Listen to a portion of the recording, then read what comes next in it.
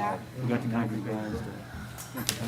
This bid is without the asphalt redone. They've been humping Their it. bid is with it Jumped redone, it's the the same number. and So they instead of the still district out there, or they paying were when I. 200,000 or something, we might You just guys pay about ready in 100,000 about a minute?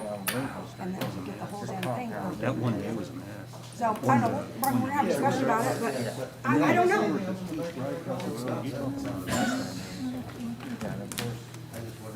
I'm with you, I've been absolutely swamped, so I haven't sent minutes out. I don't believe a couple years ago when I told them the contractor, I don't think they understood. No, I mean, The sooner we widen this road, the better. no, I don't think so. Not really. It was more talking than. No, let's just get slipping in out. Hey, how are you? So we're gonna do, we'll have a big four in the morning. That's been and then Friday we're for the other big section that comes to take us all the way around. And the only thing we'll have left is the exit driveway. So by the first of my next week. Every minute Let's go ahead and call this meeting to order. You'll rise and join me in the Pledge of Allegiance. Flags to move up. I pledge allegiance to the flag of the United States of America and to the republic for which it stands, one nation, under God, indivisible, with liberty and justice for all. Thank you. All right, we need to move approval of minutes of August 25 regular board meeting and September 3 special board meeting. So moved. Second. All those in favor? Aye. Any opposed? Okay. Yeah, exactly. Here, we're checking them off. Need to have approval of the September bills totaling $772,317.33. So moved. Any second? Second. Mary, any final questions about those? As I say, I think we got some questions answered. All right, all those in favor? Aye. Aye. Any opposed? Okay. Need approval of the monthly finance reports.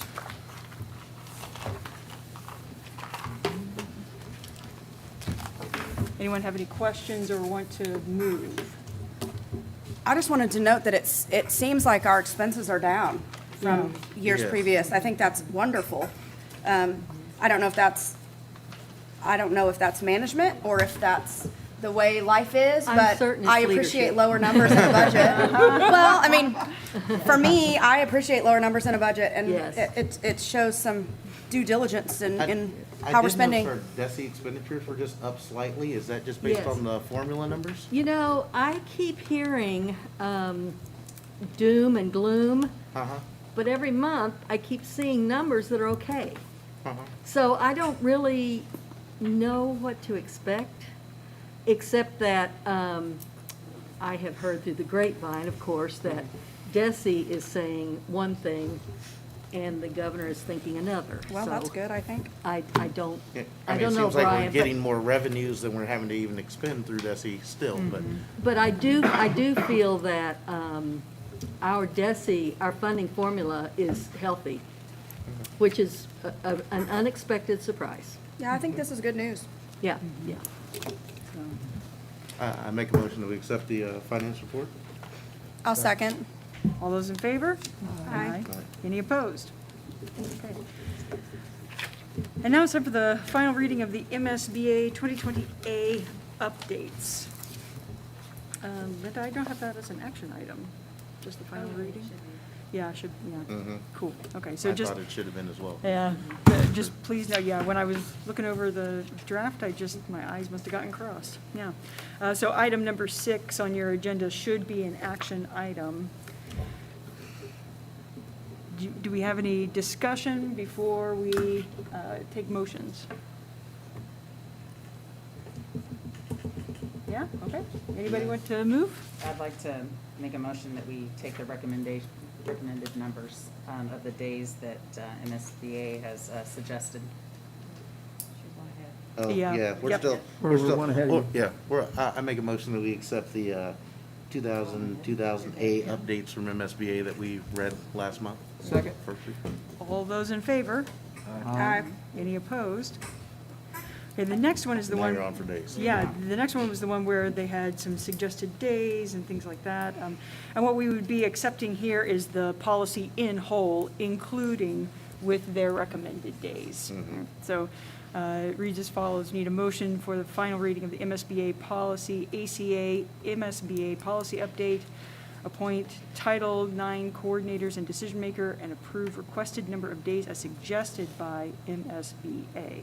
Are we gonna appoint that by name? Was there something that we Yeah, had to discuss here, I believe? Yeah, we need to include the name, and I would like to recommend that Dr. Lorenz becomes the Title IX coordinator, and that I will maintain the decision maker.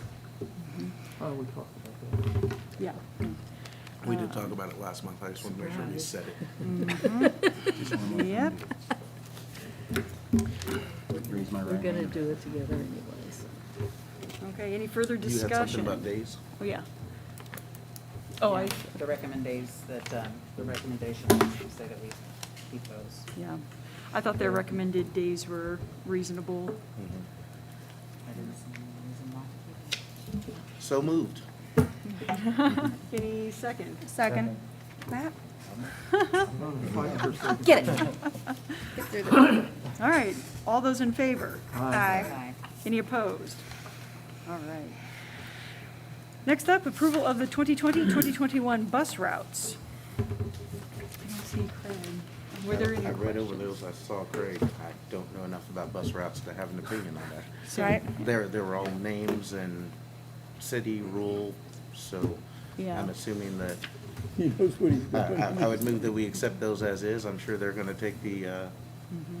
Taylor and Craig will take those, changes as they come And across their they'll desk. have- And the They'll fun probably is have to that's be it. changed at the time of that. So we have a motion? Yes, ma'am. Second. And all those in favor? Aye. Any opposed? No, okay, so, moving on to the approval of the annual Secretary of the Board report. You probably enjoyed reading all those columns and columns of information. Lots A of lot. Yes. And Linda, you're the one who prepares that, aren't you? No? No, It's just no. called. Don does that. Yes, Yes, thank you. 'cause that's an accounting Yeah, that's right, that's picture. right. Mhm.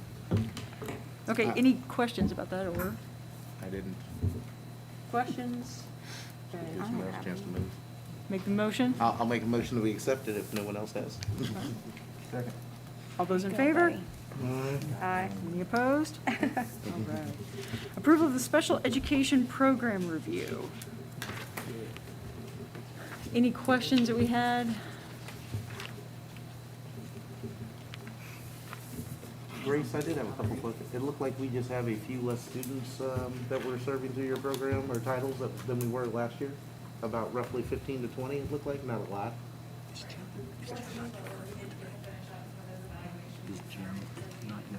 It's gonna be late. They have a cross-country meeting. IEPs were in line with wherever we need to be. I mean, I looked at the numbers, but I know that with COVID, it was a lot harder to plan, to get the people in, to get those teams together. We're good with all that? Okay. So, and I saw your goals to get back in line with the new forms or the new systems that are gonna be in place. So, I make a motion that we approve the special education report. Our program review is given. Any second? Second from Matt. Any further discussion, questions? All right. All those in favor? Aye. Any opposed? All right. Thank you, Ms. Durham. All right. And now, we need to move the adoption of the regular agenda. So move. As written? Don't you have to make that change? Is there a change? Is that the one where the agenda of the action item? Did you have to change that? No. Or are we going forward? No, it'd be, Going forward? yeah, 12 Okay. now. Then we're good. Any second? Second. All those in favor? Aye. Any opposed? Okay. It looks like we do have public comments on the agenda tonight. Bill, and I hate to mispronounce anybody's name. Cavness. Cavness? Did I get it correct? Excellent, okay. Let's get time ready. I've got a timer set for you for, you got your 5 minutes, right? Great, but we do want to make sure that, yeah, thank you, Mr. Phillips. Oh, okay, over there. We've got, We will take handouts. It is a school system.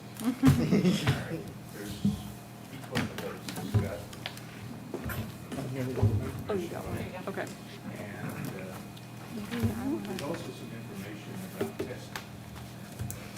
Thank you, okay. All right, let me know when you are ready for me to start my timer. Right now. All right. Yeah?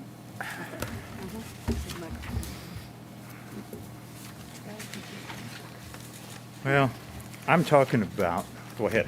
I'm talking about COVID, and I'm a retired pharmacist, and I've been watching this for quite a while.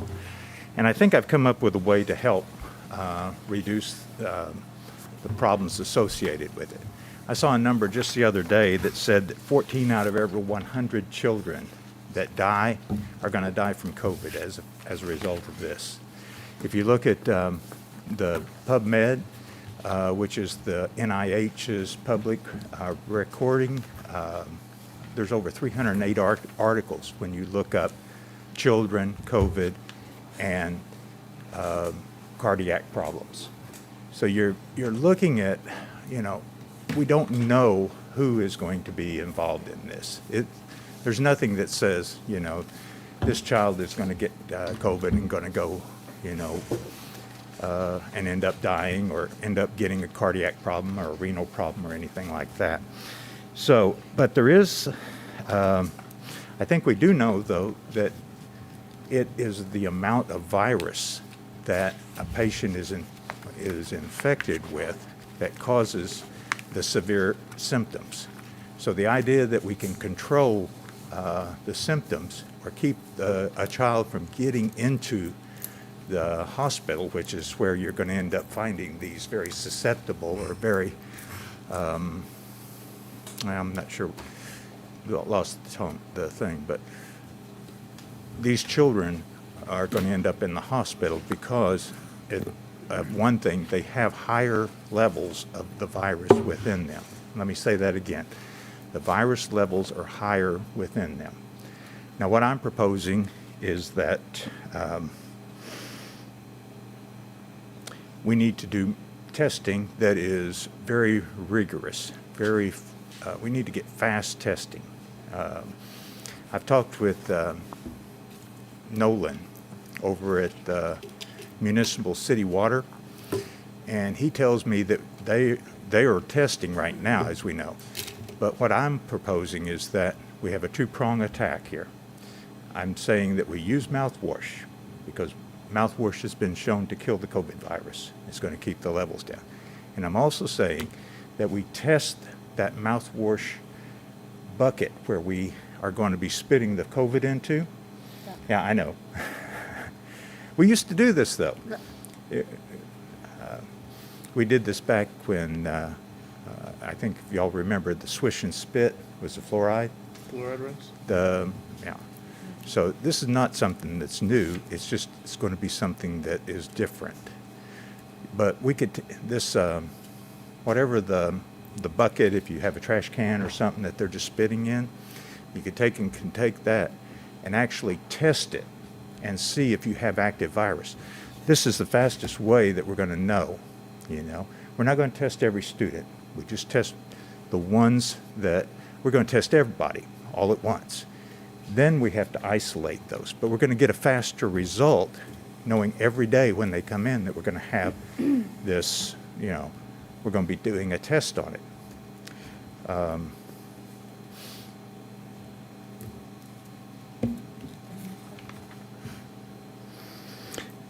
So keeping the viral load down, and the viral load is the amount of virus that's that a person has within them, okay? That's a medical term that we use. My wife tells me I've got to be careful because I keep throwing out a lot of terminology that's, might not be. We've got about 1 minute left. Oh, thank you. So, overall, I think the schools are doing a good job, but you're only keeping them in 20% of the time for the older students. and 32% of the time for the younger ones. You know, if you don't have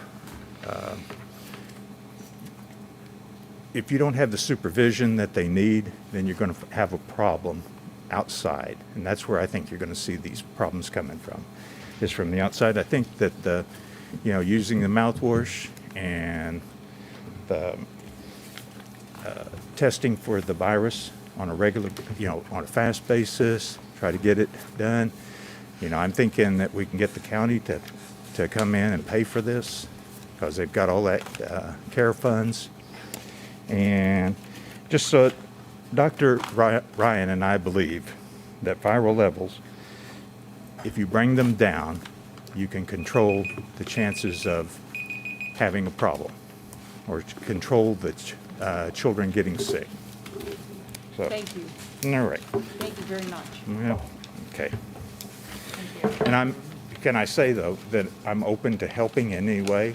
If you guys want to, I can pursue it with Nolan. I told him I would tell him whether or not he would be able to, if we should go ahead and look into this, trying to get this going. We'll have to thank you now for your time, and we'll have to keep moving on with our agenda at this moment, at All this right, all right. time. Yeah, thank you. Thank you, Bill. Okay, next up we have reports, Director of Data Analysis and Dissemination. And Mr. Patrick may be late, in fact, Okay. he's going to be late, he has a cross-country Okay. meet, so he asked if we could change the schedule of the agenda if possible, if he comes late, so. I guess we could hold it, or should we table it? Let's table it. Do we need a motion to table it? Do we have a second? So, All those in favor? aye. Aye. Any opposed? Great, okay, so we have tabled Jim momentarily. Yeah. Yep. Okay, moving on to the Assistant Superintendent Report. And we should note that we're doing reports a little differently for the time being, just for the sake of time. The board's asked for reports, full reports to be given to us. We've read through those reports, and if we have questions, then we've asked for folks to, such as Dr. Lorenz, to come up and give us some answers to some follow-up questions as needed. So, or if people who are offering reports have extra information that they want to share, well, they're welcome to do so as well. So I'm going to turn it over to Dr. Lorenz. Okay, I won't go through the whole list that I sent out, but a couple things I'm working on with legal on the contract for the fiber project. The company that won the bid sent a huge contract. Our lawyer was like, whoa. So we've passed them back one that's much more manageable and easily understood and doesn't do anything against our favor. So we're working through that. Hope to have that soon. Quick update on the IA HVAC. I spoke with Kevin at George's Heating this morning. We're waiting on the unit to be shipped. It sounds like it's coming any time. He said he already had the crane secured. It's just a matter of when the unit gets here. He said it shouldn't take but a day or two to put it on. So we're moving along on that. The building out here, just a couple quick updates. We just about completed the punch list, or basically punch list is basically just the fix-ups, touch-ups, fix-ups, and we've finished for the most part. There's a couple items, but most of the main part of the building, the punch lists are even all done. We're into the office with a few punch lists, but there's not too much work going on inside. We're just about to get that done. The kitchen started out here, the expansion earlier this week. The concrete workers, they're pouring a big pour in the morning. They're supposed to pour another big pour on Friday, and they should just have the exit to do the first part of next week to get us out to the roadway. And then they'll pour a little bit of sidewalk. Some sidewalk comes with the price that we paid, and then I'll have to pay to have a little more sidewalk done, and we'll have to talk about, there was some discussion about the sidewalk condition out here to the front. I'm hoping once this is all settled, that was kind of a temporary move to even be up there. So eventually we'll be loading and unloading from both ends of the building, and that shouldn't be in play anymore, but we'll talk about that. I hate to put too much along there with the city ultimately planning to widen that road. I don't want us to, I don't want to be unsafe for sure, but if we're gonna tear that sidewalk up again when they widen that road, that's something to think about too. So we'll talk about that more down the road. Been working with the leadership team from the building out here. We're looking at playground equipment. Playground area basically is gonna be right outside these 3 big windows. Got to do a little bit of work after, we're doing some finishing grade work today. The rest of this week I'm gonna be helping them. We're gonna be getting some grass sowed, so we can, as we start getting places leveled, we're gonna get grass sowed. And then I gotta get back here and dip out quite a bit of ground because we have to get down to be able to put 10 to 12 inches of mulch back in there. So that's the sod, or the grass next, and then I'm coming out here after that. So, technology, they've got the wireless installed out here, the phones installed, working on the overhead paging system. It's gonna take a little while to get the whole building dialed in together, and then they're also working on the access control for the whole building, so that's all in process. The 400 Chromebooks that we had ordered are all in. They've been deployed already, so they worked over the holiday weekend and knocked those out in just a few days. It was pretty impressive. Did those go community to kiddos, or did those go to our people? Did you have several of those last ones? I have several that were purchased with title lit funds. And Okay. this is the white title lit, so our elementary buildings, I had some purchased with migrant funds that went to the students. Great. So I don't know if they've been passed out to kiddos, but I know that they were Okay. immediately used. So. Okay, good. Good.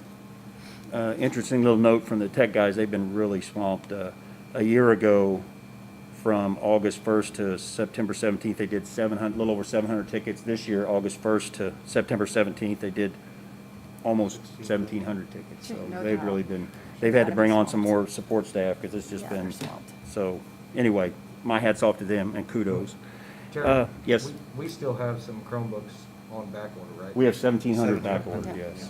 And we've been looking at alternative ways to buy a lesser Chromebook, but as we've looked around, it's even tough to get a lesser Chromebook. I mean, Can't find them. it's just, and the ones that we did found, we thought we were onto something, and then she ended up, actually, the price was quite a bit higher, and it was a refurbished model, and we're like, yeah, I don't think so. So When were they made? it sounded Can't good. sit here and look at that. Where are they made? Chromebooks. They what? Asia.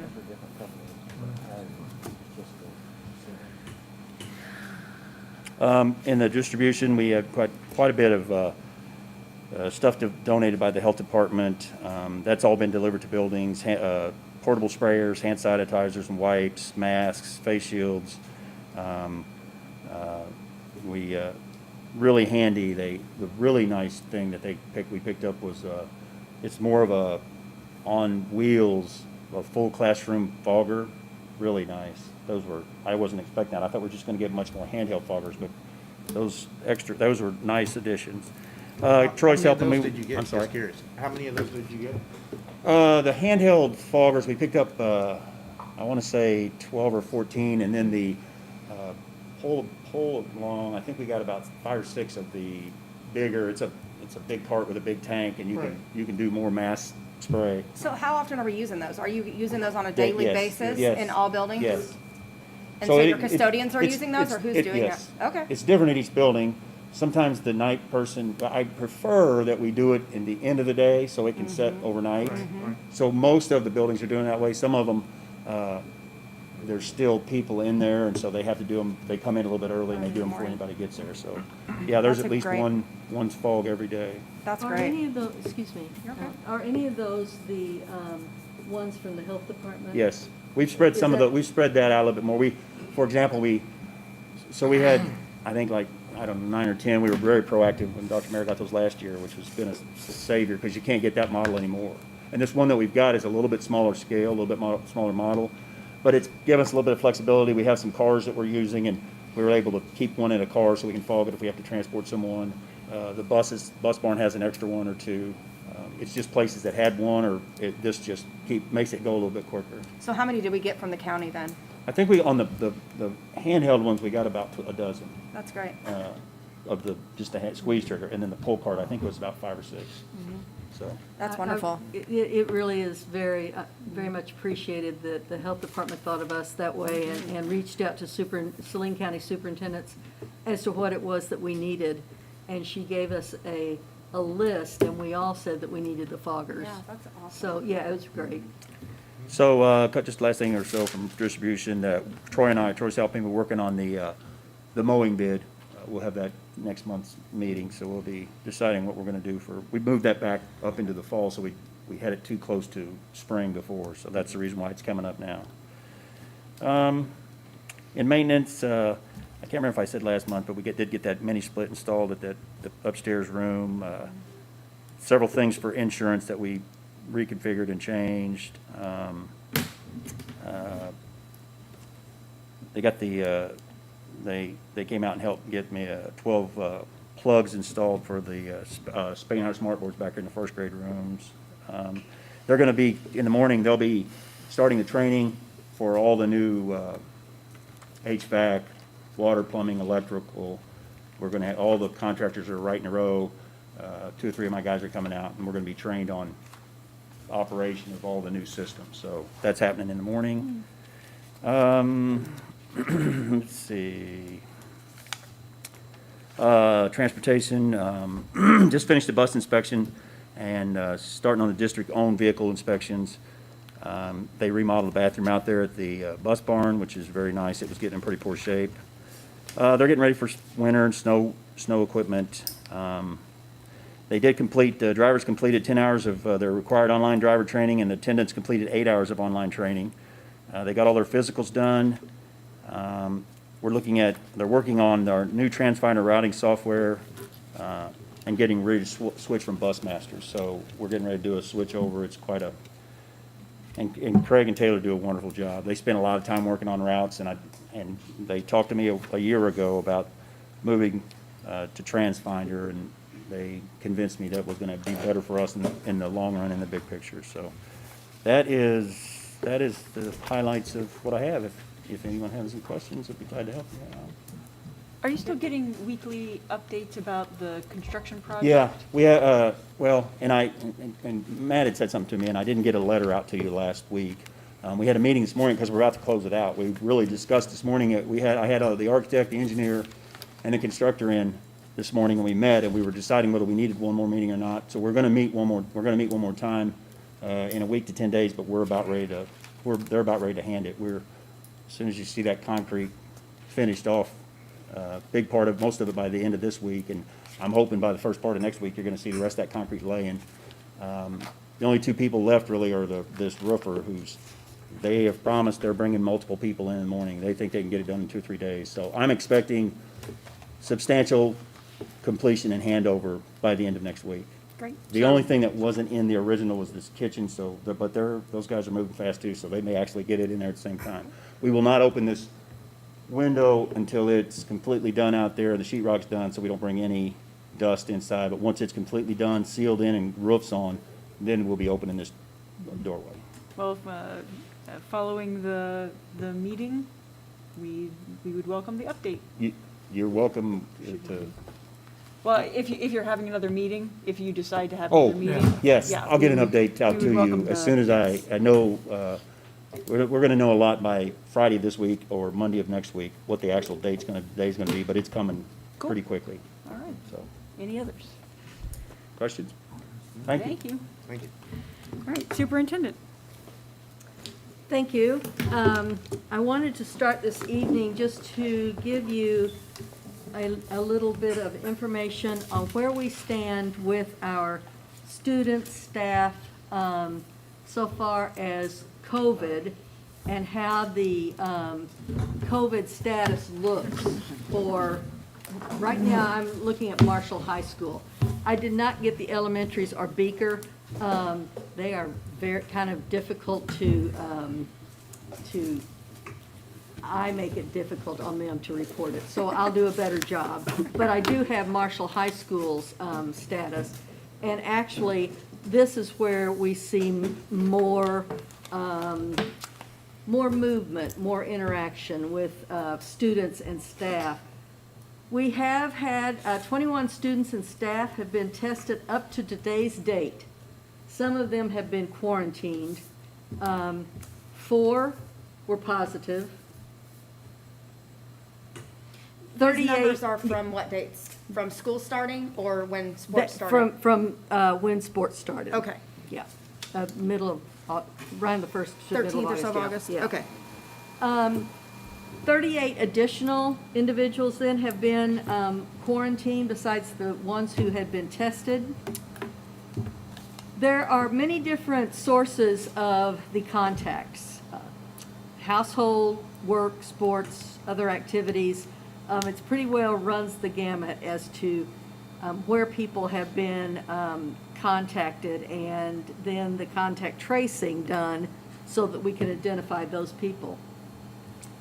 25 have returned to work or school, and there are another 34 as of today that are still in quarantine. We had kind of a big group of high school kids today, so. I wanted to talk to you about teacher and administrator stress a little bit. It is a very, very disheartening and worrisome problem across the nation. In fact, teaching on-site and at distance is taking a toll on teachers. The New York Times, in fact, today asked, just how stressed are teachers? A recent Gallup poll found teachers are tied with nurses for the most stressful occupation in America today. So we are trying to keep that in mind and in our hearts so that we can help our teachers. It's important to us because we know that they're working hard and we know they're very, very stressed. So what has the district been doing to address this?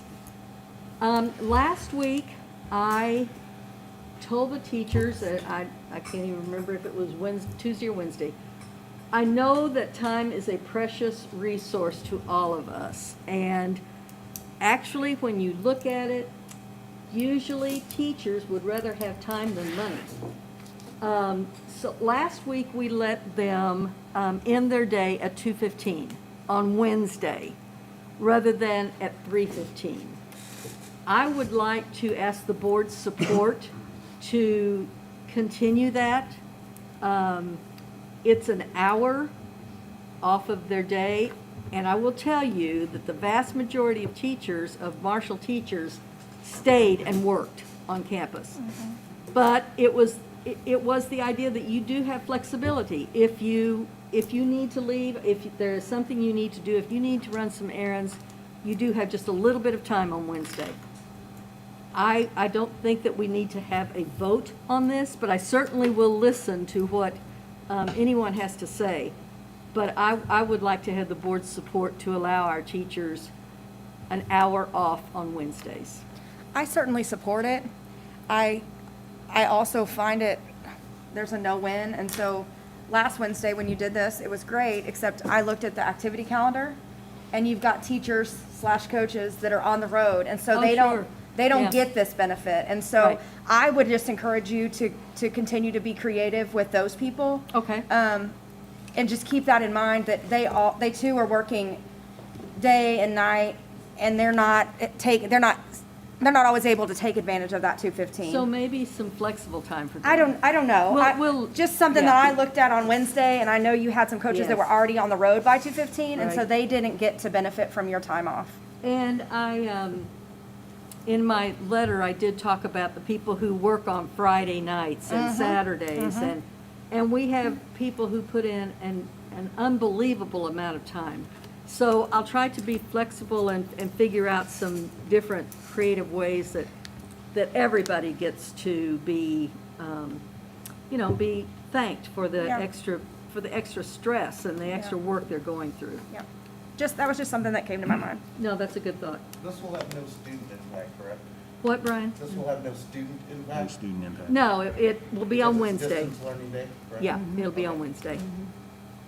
Just want to make sure that was understood as well. they're not I bringing support it announcements. 100%. Yeah, me too. 52 Good. years of Thank you. teaching, this is the most stressful year I've ever had in my entire teaching Sure. career. It's, yes. It's, and I can just walk in on a Friday and say, hey, everybody go home, I'm going home. Right. And I did that last Friday. If you're listening out there, I don't care. But I just did. I just walked in, said, you guys go home, I'm going home. And it's stressful. It is very, And very I can just stressful. imagine if I were still teaching high school, it would be beyond stressful.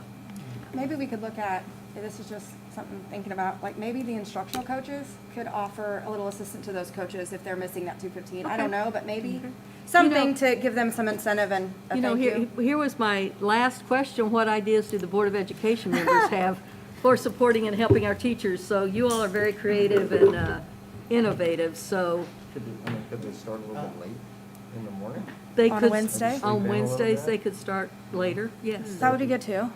That's a good idea. I think that also staying open with your communication with your administrators, building level, making sure that we're pushing out resources that we have, you know, whether they're insurance, Right. telesite, you know, any of those types of things that somebody can follow that are free services that come with our insurances or other benefits, or maybe making sure that we maybe have a few other avenues along those lines or pushing things out. You know, maybe, I know Kristen used to kind of send out an email, kind of like a weekly email to folks, you know, maybe if we send out, you know, hey, to stress your day, or, you know, some more fun emails, or different things that aren't always factual completely in basis, but, maybe some fun activities or other thoughts, you know, leisure things you can do. The only thing that concerns me is I would venture to say that the teachers have so many emails now that they aren't going to be able to get to that fun email. It's because they have an enormous amount of student emails that they're trying to fulfill. So I appreciate that, Brian. I like that idea, but I just think that One another email will in your not inbox gets a little bit too much. What'd you say? I said one email is just one more email. Right. I mean, I get it. If you skip I get over, it. you delete Well, it, we it's could just try, fine. we could Something. try several things. Yeah. I think, You know, I'd But it Like- also puts it on somebody. I think, to- I would like to give our building administrators a little more freedom to be even more flexible. They know which teachers are under the most stress right now. You're right. Let our building administrators administrate their people. Agree. And if they want to say, hey, John, go home, you know, somebody else can cover this for an hour or two. I know how hard they're working. Yeah, they're definitely Believe working me, hard. this is not easy to be doing virtual and this and splitting classes and stuff like that. I Well, think it's very the important kids for and the those- parents see it. I think it's very important for those teachers that need that assistance. Some of them aren't speaking up, and they need to let their administration know so they Right. can give them assistance to help them through this. Because I guarantee we have some teachers out there that are not reaching out that need the assistance. Yep. And reaching out to your board members is informational for us, but I can't help them. Correct. You know, and so Correct. anyone that talks to me, don't feel bad if I try to funnel you back into your administrator. I can't give you the time off, I can't give you another teacher, I can't do anything else for you. I think our So, administrators you need to make know sure that we you want keep them those to be lines open. flexible. They can't fix it if they don't know. Well, we have an administrative team meeting tomorrow morning at 9 a.m., so that'll be the first thing I talk about. Good. So, I do appreciate that, I know the teachers do. It's hard for us to really communicate to them that we really do care about what's going on in their lives and what's going on in their classrooms. So I think these little things like this will go a long way, so I appreciate it, thank you.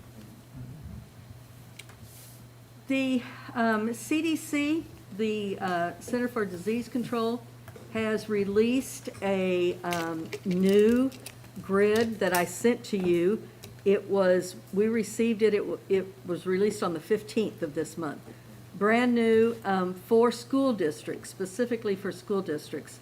And in that grid, in their research and in their analysis and in the grid that they produced, there were really two factors that are used to determine the risk of the virus being introduced and spread throughout our school. And one of them, of course, is the average number of new cases. They average over 14 days. If you'll remember, the Harvard averaged over 7. This is an average over 14 days. Then the second factor is the degree to which the schools have implemented and strongly adopted mitigating strategies. And mitigating strategies are these: social distancing, wearing masks, cleaning and disinfecting, contact tracing, and washing hands.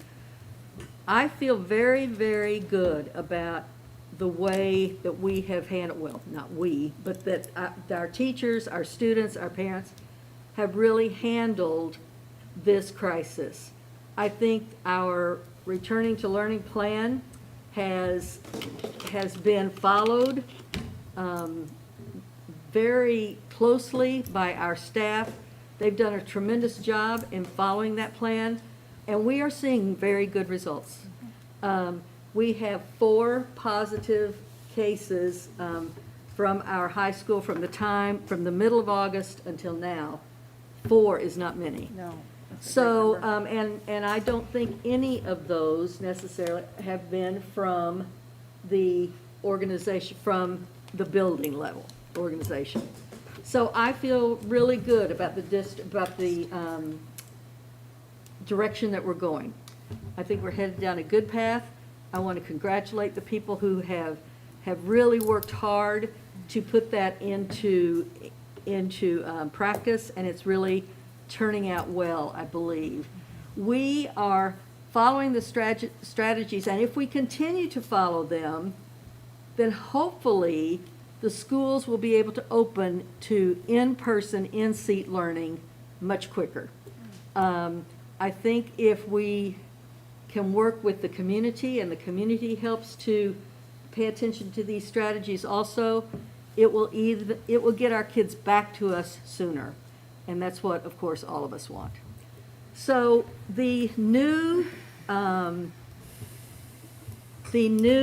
grid then looks like this, and you will see that the numbers are not nearly as aggressive as the Harvard.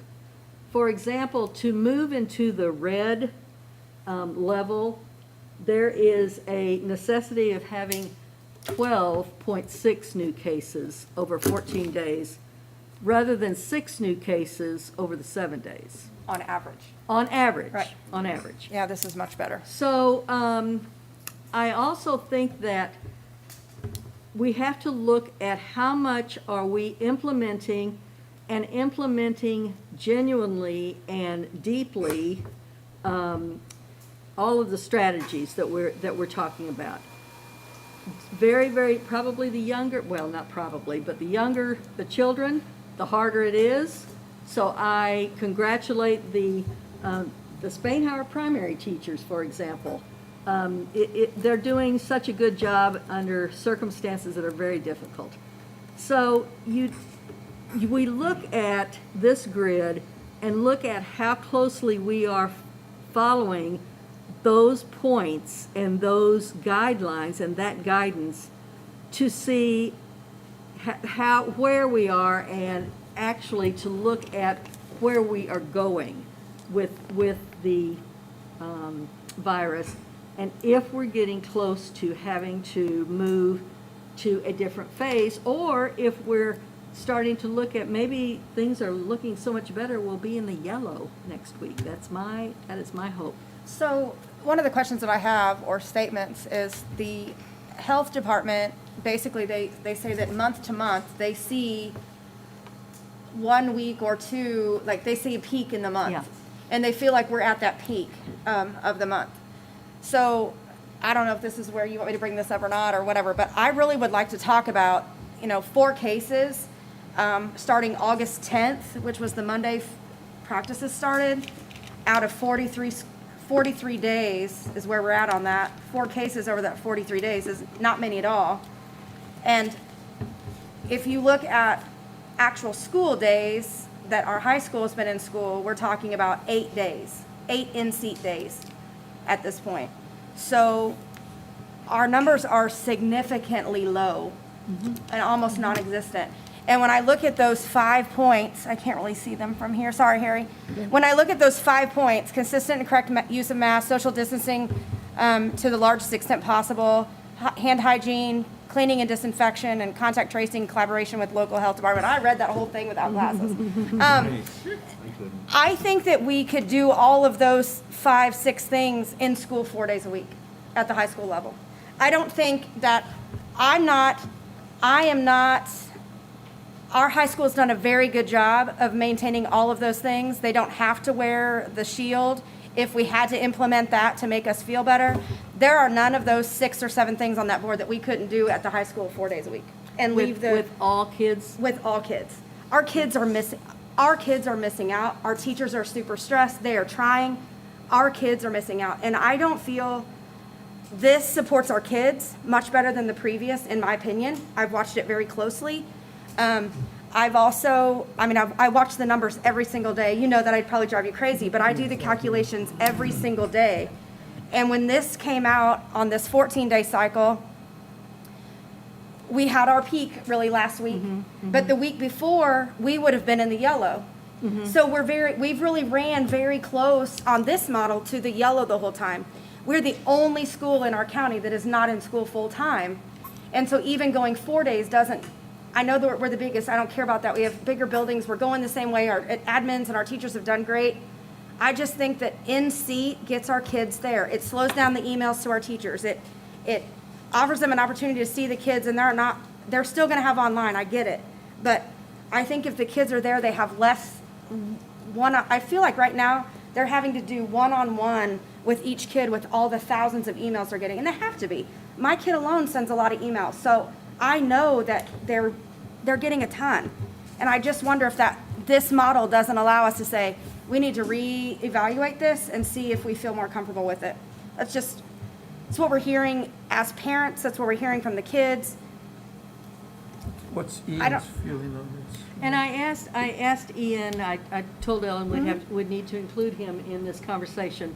I asked him to come this evening, and he is hosting a party for his wife, And which he is should exactly be. where he You should bet.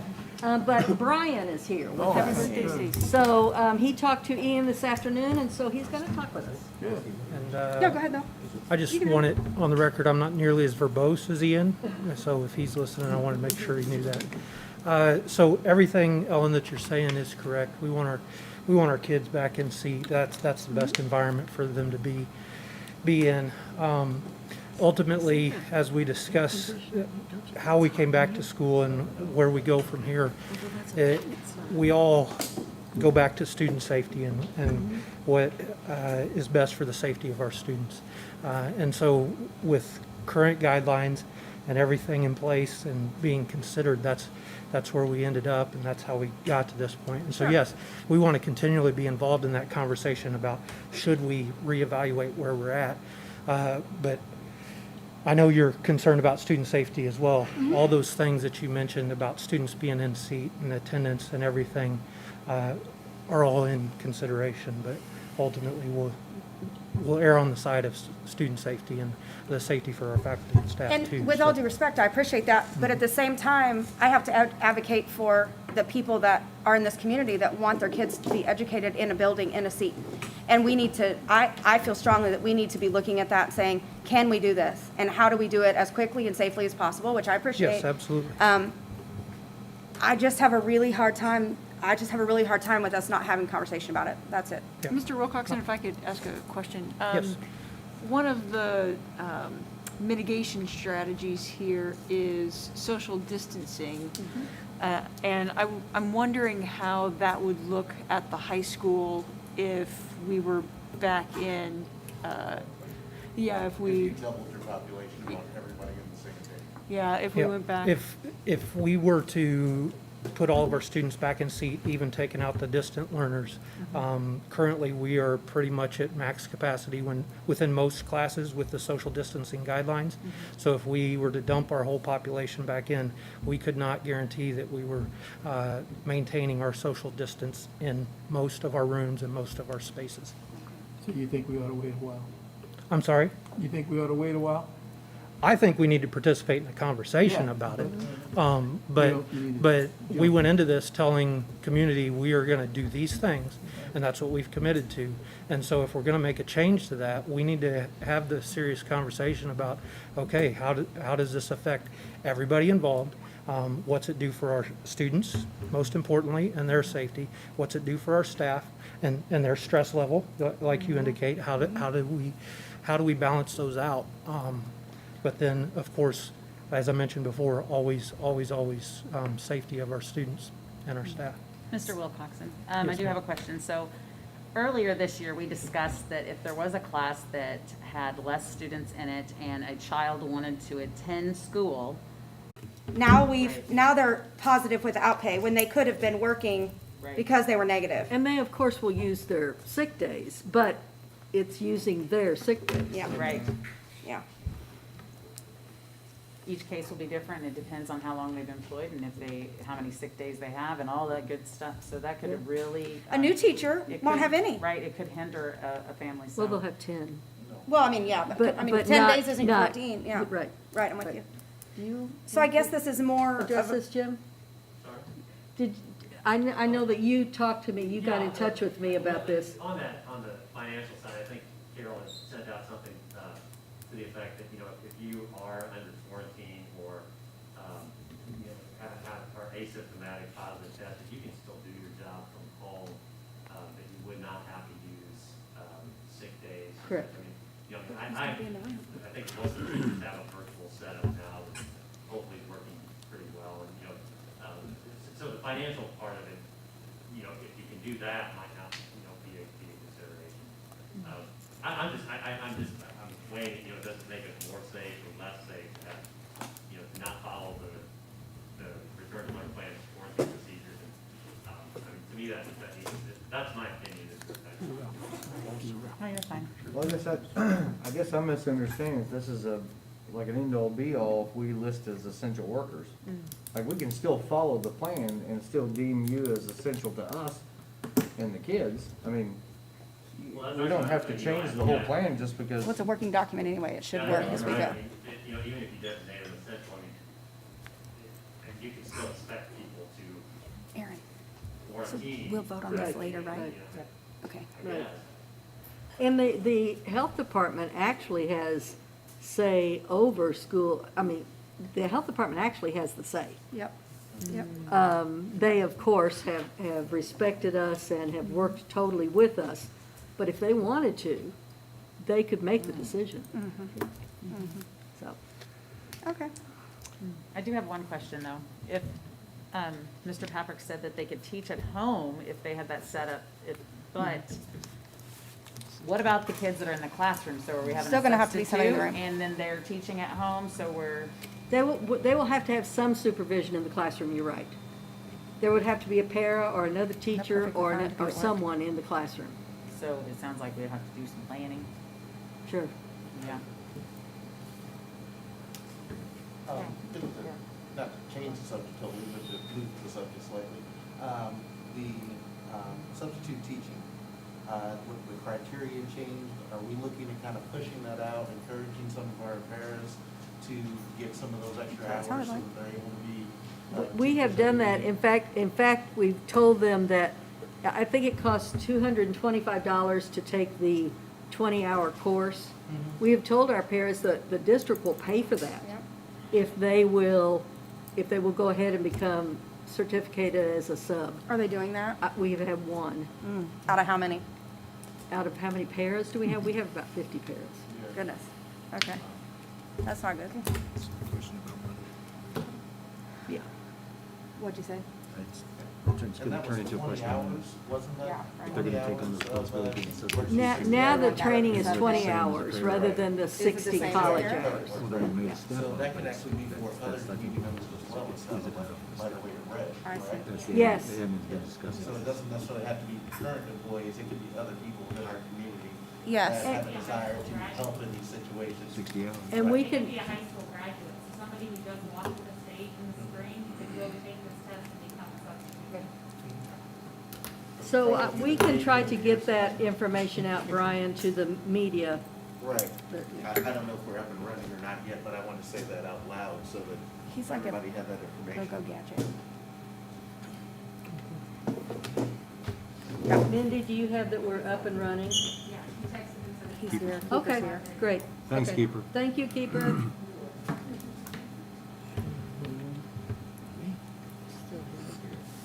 He's sitting right back Okay, there. He just I'm woke sorry. up. I didn't know that. That's Next, I was just dreaming. I thought she was Next done. month, I will be presenting the budget packet, the official budget packet to the board.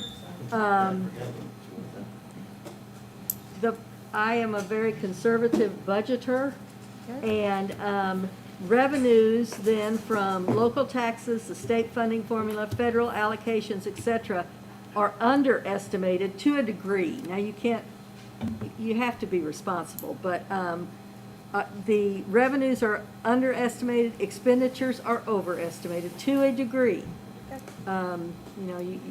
It's not responsible to make this so it's just a made-up document, but it is as close as we can get, and while being conservative.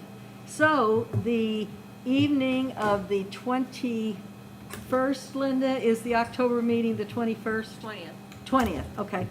I will be hosting an informational school finance and budget workshop at 5 p.m. I would love to hear thoughts and comments from the public and from our staff. I will be showing the components of the budget and trying to explain a little bit about school finance, which of course I'm such a nerd that I love, but I understand that not everybody does, so, What time are you starting at? 5 o'clock. Yeah, that's good. And I think, Probably right I there. don't, Aaron and Harry, do you have a thought as to where to have next month's meeting?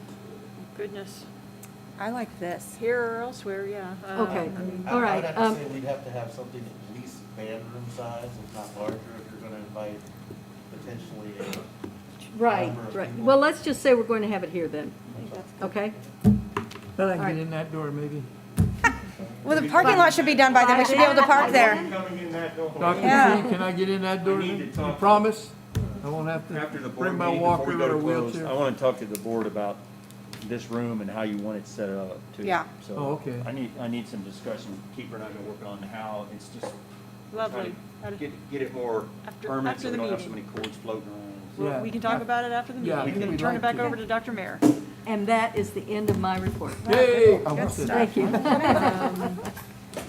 And I don't know if you want to entertain Mr. Paprick's report? Later? We still have Old, yeah. this. I got you. Sorry, I just had a complete Yes. aphasic moment. Yes, Thank 5. you. Matt, 5. Can you be 5. here, Matt? Can you be here, Tom? We still have this. We might could move the board meeting back to 6:30. Yes, you can use my laptop, sure, sure. Come to the budget thing. Those of you tuning in at home, we're now going to come back Okay, good. to the Director of Data Analysis and Dissemination I have a month's and notice, that I should report be able to make it. momentarily. Can we go to somebody else and then come back? Does Grace want to? Sure, that would be just fine. Is somebody else ready? I'm just asking. These additional reports, we had special education, curriculum and instruction, CTA, and PDC. We have all received their reports, yes, and have reviewed them, and we had some questions for them, and so I will turn it over for some answering of questions. We sent some questions ahead of time back to the report writers, so please. Yes, and thank you for the questions ahead of time. That's very helpful. That way I have all my things in front of me. So the questions really that were posed to me this time were more about our numbers and how our numbers look differently. Specifically talking about our social service team, how many kids are we connecting with each week, and how does this compare with previous years? So each month at the top of my board report, I give you the numbers of students involved in each one of my programs. This year, yes, our homeless number is lower right now. I don't think it's fair to compare September to September because we started so much later. And our social services team doesn't only work with homeless students, they work with a wide variety of students. And I can't really put a number on how many they work with each day because some days you can have a quick visit with a student that lasts 20 to 30 minutes. Other days, something that you think is going to take 5 minutes ends up lasting the whole day or half of the day. They are very busy. They are still trying to identify kids. I know that they start each day with a plan. I've been in their office several times where they have a little to-do list on their whiteboard. So I know they have priorities of what needs to be accomplished when. But I also know that when a crisis arises, they make themselves available for our students and our families. So if you guys have more specific questions about that, I can entertain it. One of the reasons that we asked that was I was curious with those kiddos that are distance learning. are they, I mean, we still have a need. Our need for the kids that they've seen all year, last year and this year, I know that need is still there. And so I was just trying to understand that team didn't increase any, but their need and our kids' needs may have while they're at home. And so I was curious if we were seeing a extreme load increase on that department because of the at-home kids that maybe aren't connecting or are struggling. We hear tonight that we got some more laptops for some different kiddos, and so that was my interest. You know, are we seeing that team, like the IT department, are we seeing that team overwhelmed and bogged down with numbers that are different than years past based on service needs? So I appreciate that. Yep.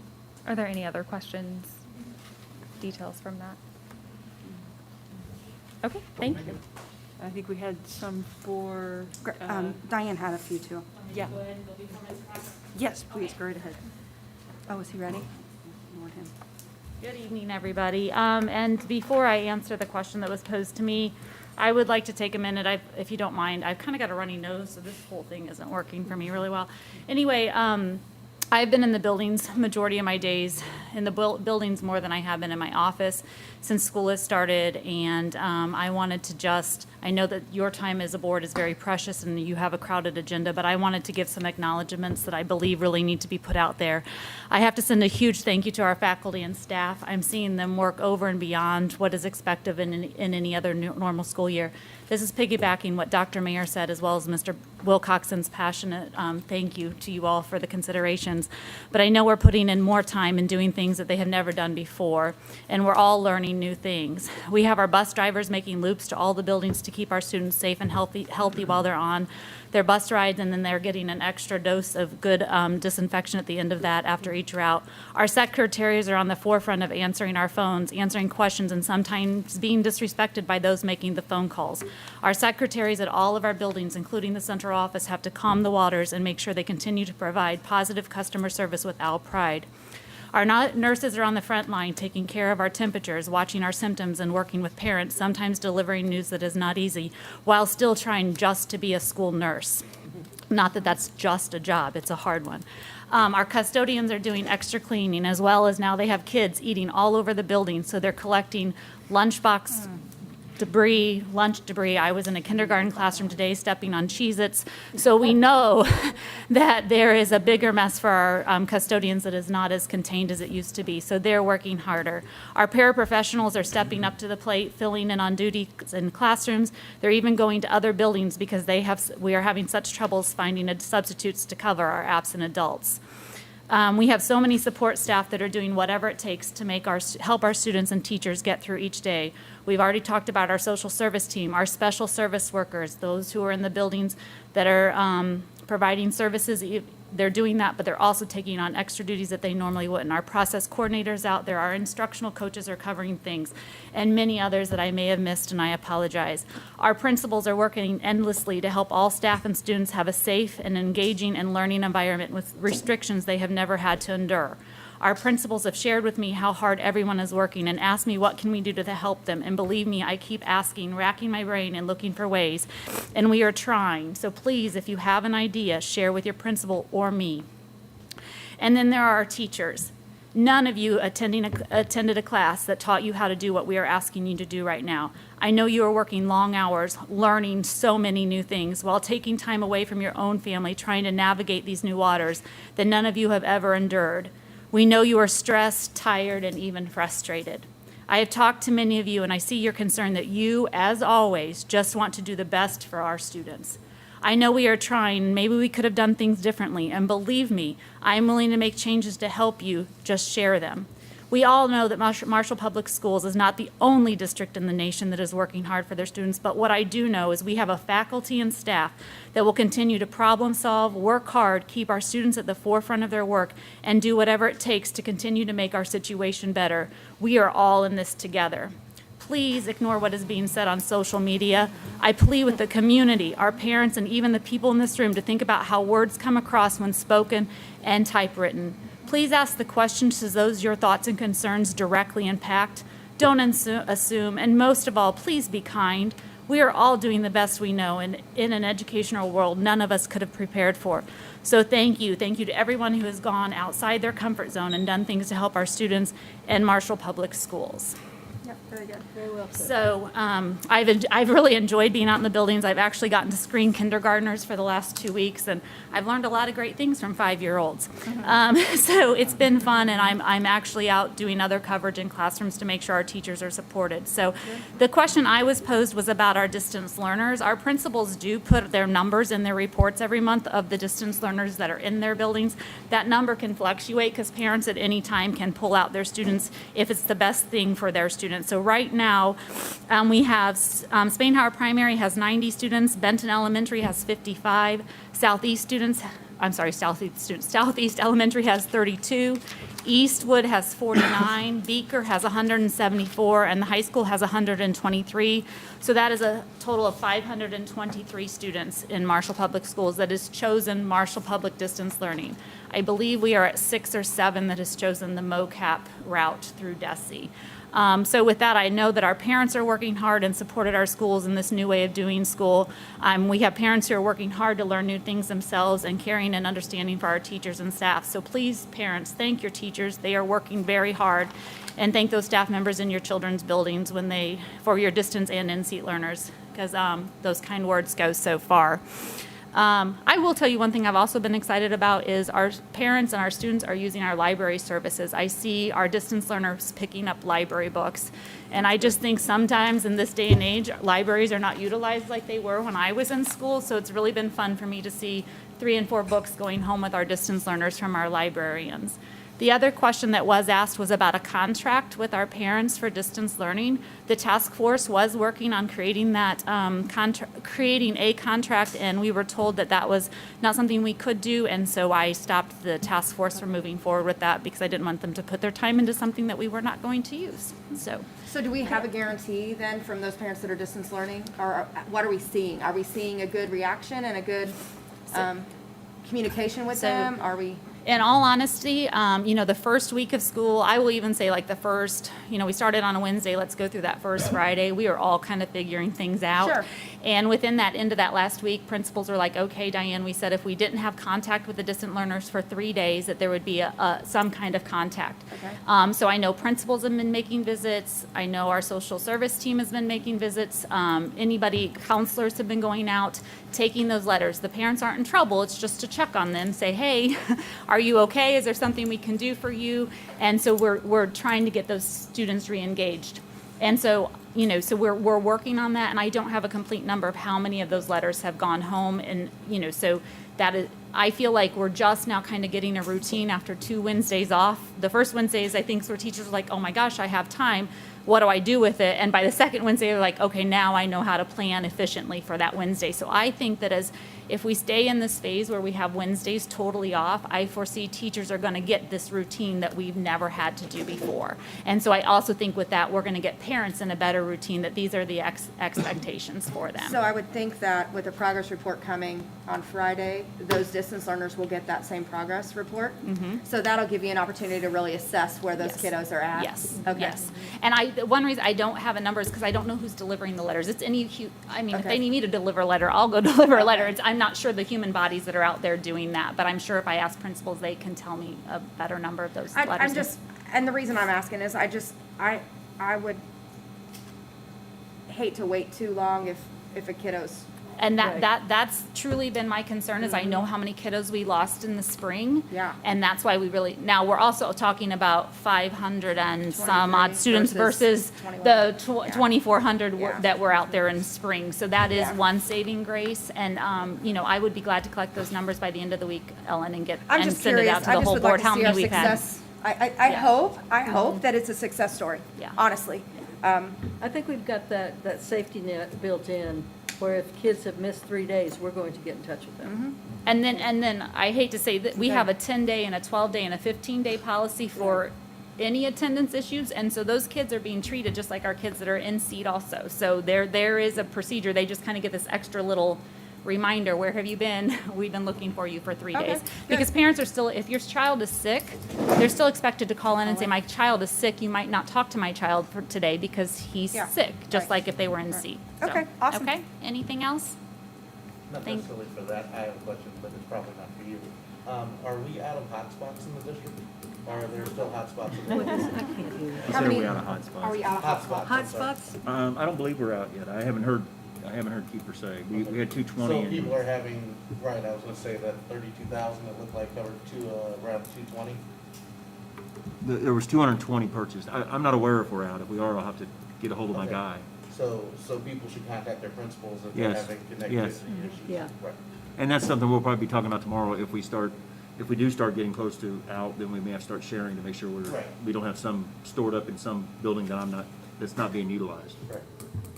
But I'll make myself a note, make sure the administrators and Keeper, well, I'll get that number, I'll find out. And there was something I wanted to respond to with CTA. This isn't necessarily required that anybody stand up, so feel free to remain seated, Ms. Goslin. But if we're done with responding about curriculum and instruction and about special services. Okay. There were a couple of points here. So some of the questions from the town hall that didn't make it to the board meeting were, of course, sent to us by CTA, and I say of course because what I meant to say was they were sent to us by CTA, and I, of course, also forwarded the other questions, I think, to the rest of the board, okay, good. I've had a lot of emails bouncing back and forth lately. But we've got these two questions here. The first one had to do with masks. And I know that our board members who were out touring the buildings were wearing masks when they were touring the buildings. I think there were maybe some concerns about being heard on microphone with some of the board meetings and being clear for that. And I think that tonight, as you can see, what has trumped that is an awareness that the building level administrators have set their policies, and we're standing in solidarity with those administrators. So now, as for item B, there was an issue here about social media and should board members refrain from interacting on sites like Facebook. And I can tell you, I'm wholeheartedly against that, censoring what any individual board member has to say in any public forum. That said, we are working as a board on when, where, how, and why we're sharing information. And so but that's something that we're taking care of among ourselves. And we do have new board members, and, we're all kind of, some of these conversations that we're having are terra nova, and we want input from the community, and so we're getting it in our various ways. But I can tell you that when I was running for board, and when I was a first-year board member, speaking my mind on Facebook, which is my constitutional right, was something that I valued greatly because I was not part of a majority on this board. So I'm not going to say that I support restricting any board member communication. As long as no board member is saying that I speak for the board, they are not falling outside of what their right is to do.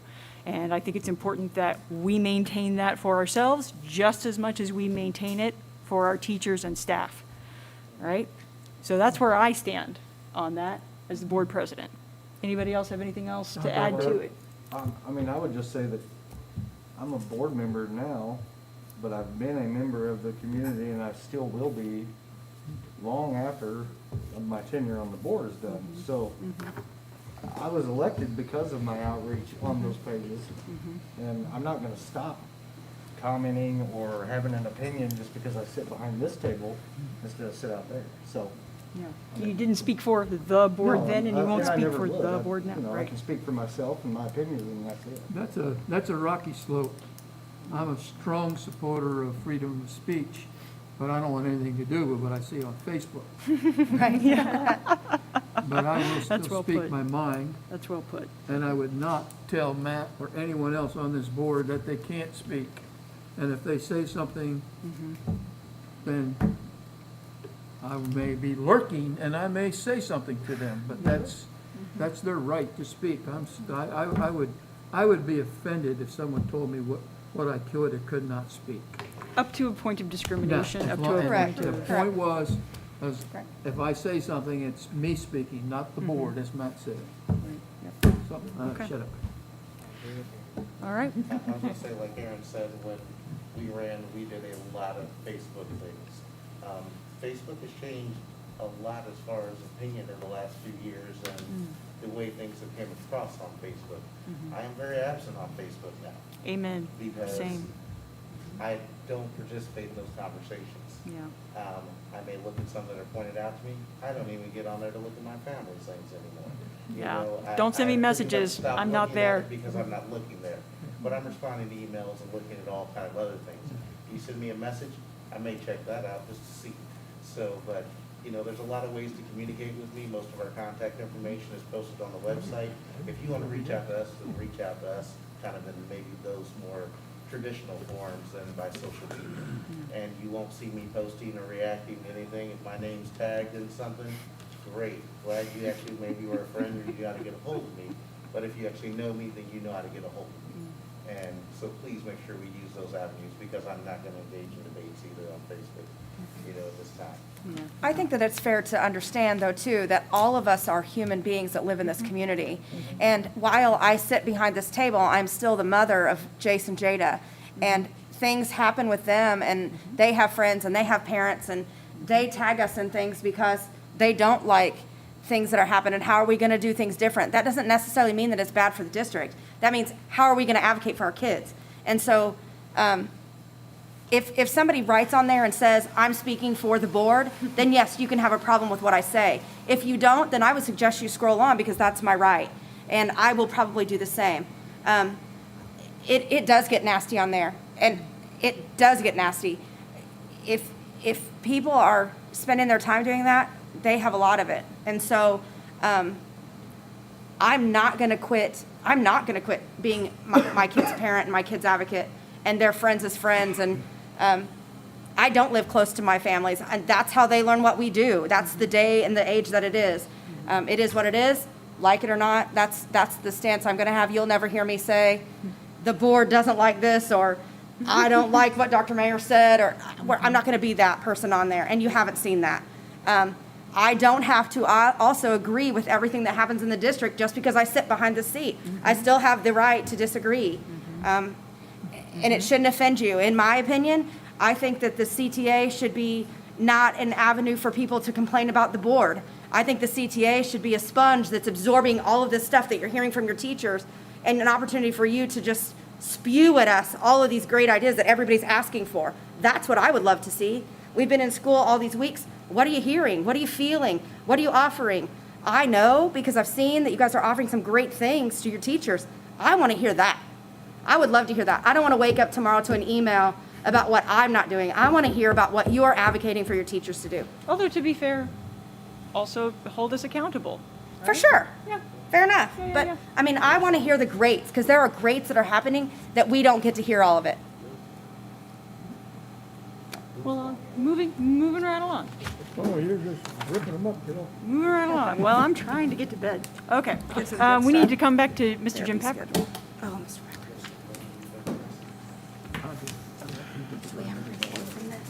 So to completely change the subject here, yeah, we're going to talk about utilities, but first, okay. I'm going to talk to the camera here because I'm going to say hello to all the kids at home watching. Everybody's thanked the administrators and the teachers, and I'm so grateful for our administration this year. But the kids have done an outstanding job being respectful, being safe, following all the directives that the administration have put in there. So, kids, thanks. All right. So what I did this month was collect all the data. I've got about, I think, 7 years of data on electricity and water usage from the different buildings. And if you haven't been on the board very long, some of this may surprise you. And when you read the written report, there's some interesting things in there. So yeah, go ahead and click to the first slide. Thanks. So that was our total in 2019. 674,000 approximately on electricity and water. Natural gas is not included in this report. Okay, I'm working on that right now. That's about 2.5% of the total annual budget. So it sounds like a small percentage of the budget, but it looks like a really big number when you just look at the dollar amount. Go ahead. Okay, just some examples, and there's a whole bunch of different charts in the the written report. But this is just an example. You can look back at, there's one for each building of electricity use. And now this is all in kilowatts, average kilowatt hours per day. Okay, so kilowatt hour, you run a 100 watt light bulb for 10 hours. 10 times 100 is 1,000. That's 1 kilowatt hour. Okay, and this is the average number per day. You can see like Eastwood, this is from Eastwood, and you can see, there's kind of a late summer spike each year during air conditioning season. Eastwood, like most of the older buildings, relies primarily on natural gas for heat, so the electricity usage spikes in the summer. You can see the dip there. The lowest months on record there were this spring, during the shutdown. The red boxes with electricity uses, anything that was any month that was over 150% of the normal or the average overall monthly usage. So the overall average down there in the right-hand corner, any month that was 150% of that or more is in red. And then any month that was under 50% of that gosh, now that I'm looking at that, I can't remember if it was water or electricity. One of them I used 40%, and one of them I used 50%. It's in the written report, and I apologize if I've misspoken on that. But the red months are high, the green months are low. All right, go ahead and click, please. Okay, so just for example, this is the average daily electricity usage for Benton over the last 7 years. So if you look at that, in the most recent year, or sorry, in 2018 rather, which was the highest year on there, they used a total of 142,000 kilowatt hours more that year than they did before. Okay, so you can see now there's an explanation for that. Benton got a new heating system a few years ago that relies more on electricity, but but the savings that you get in natural gas is nowhere near what you spend more in electricity, and that's been true every time we've installed an electric heating anywhere in the district in history. Go ahead and click. There's kind of an interesting number here. So that difference, okay, the difference in electricity usage for Benton School, you could drive a Tesla 590,000 miles, okay, to and from Kansas City 3,200 times. All right, go ahead. That's significant, okay, it really is. Yeah, okay, yeah, so this is just comparing the buildings in average kilowatt hours per day per student. So you can see, per student, which buildings use the most electricity.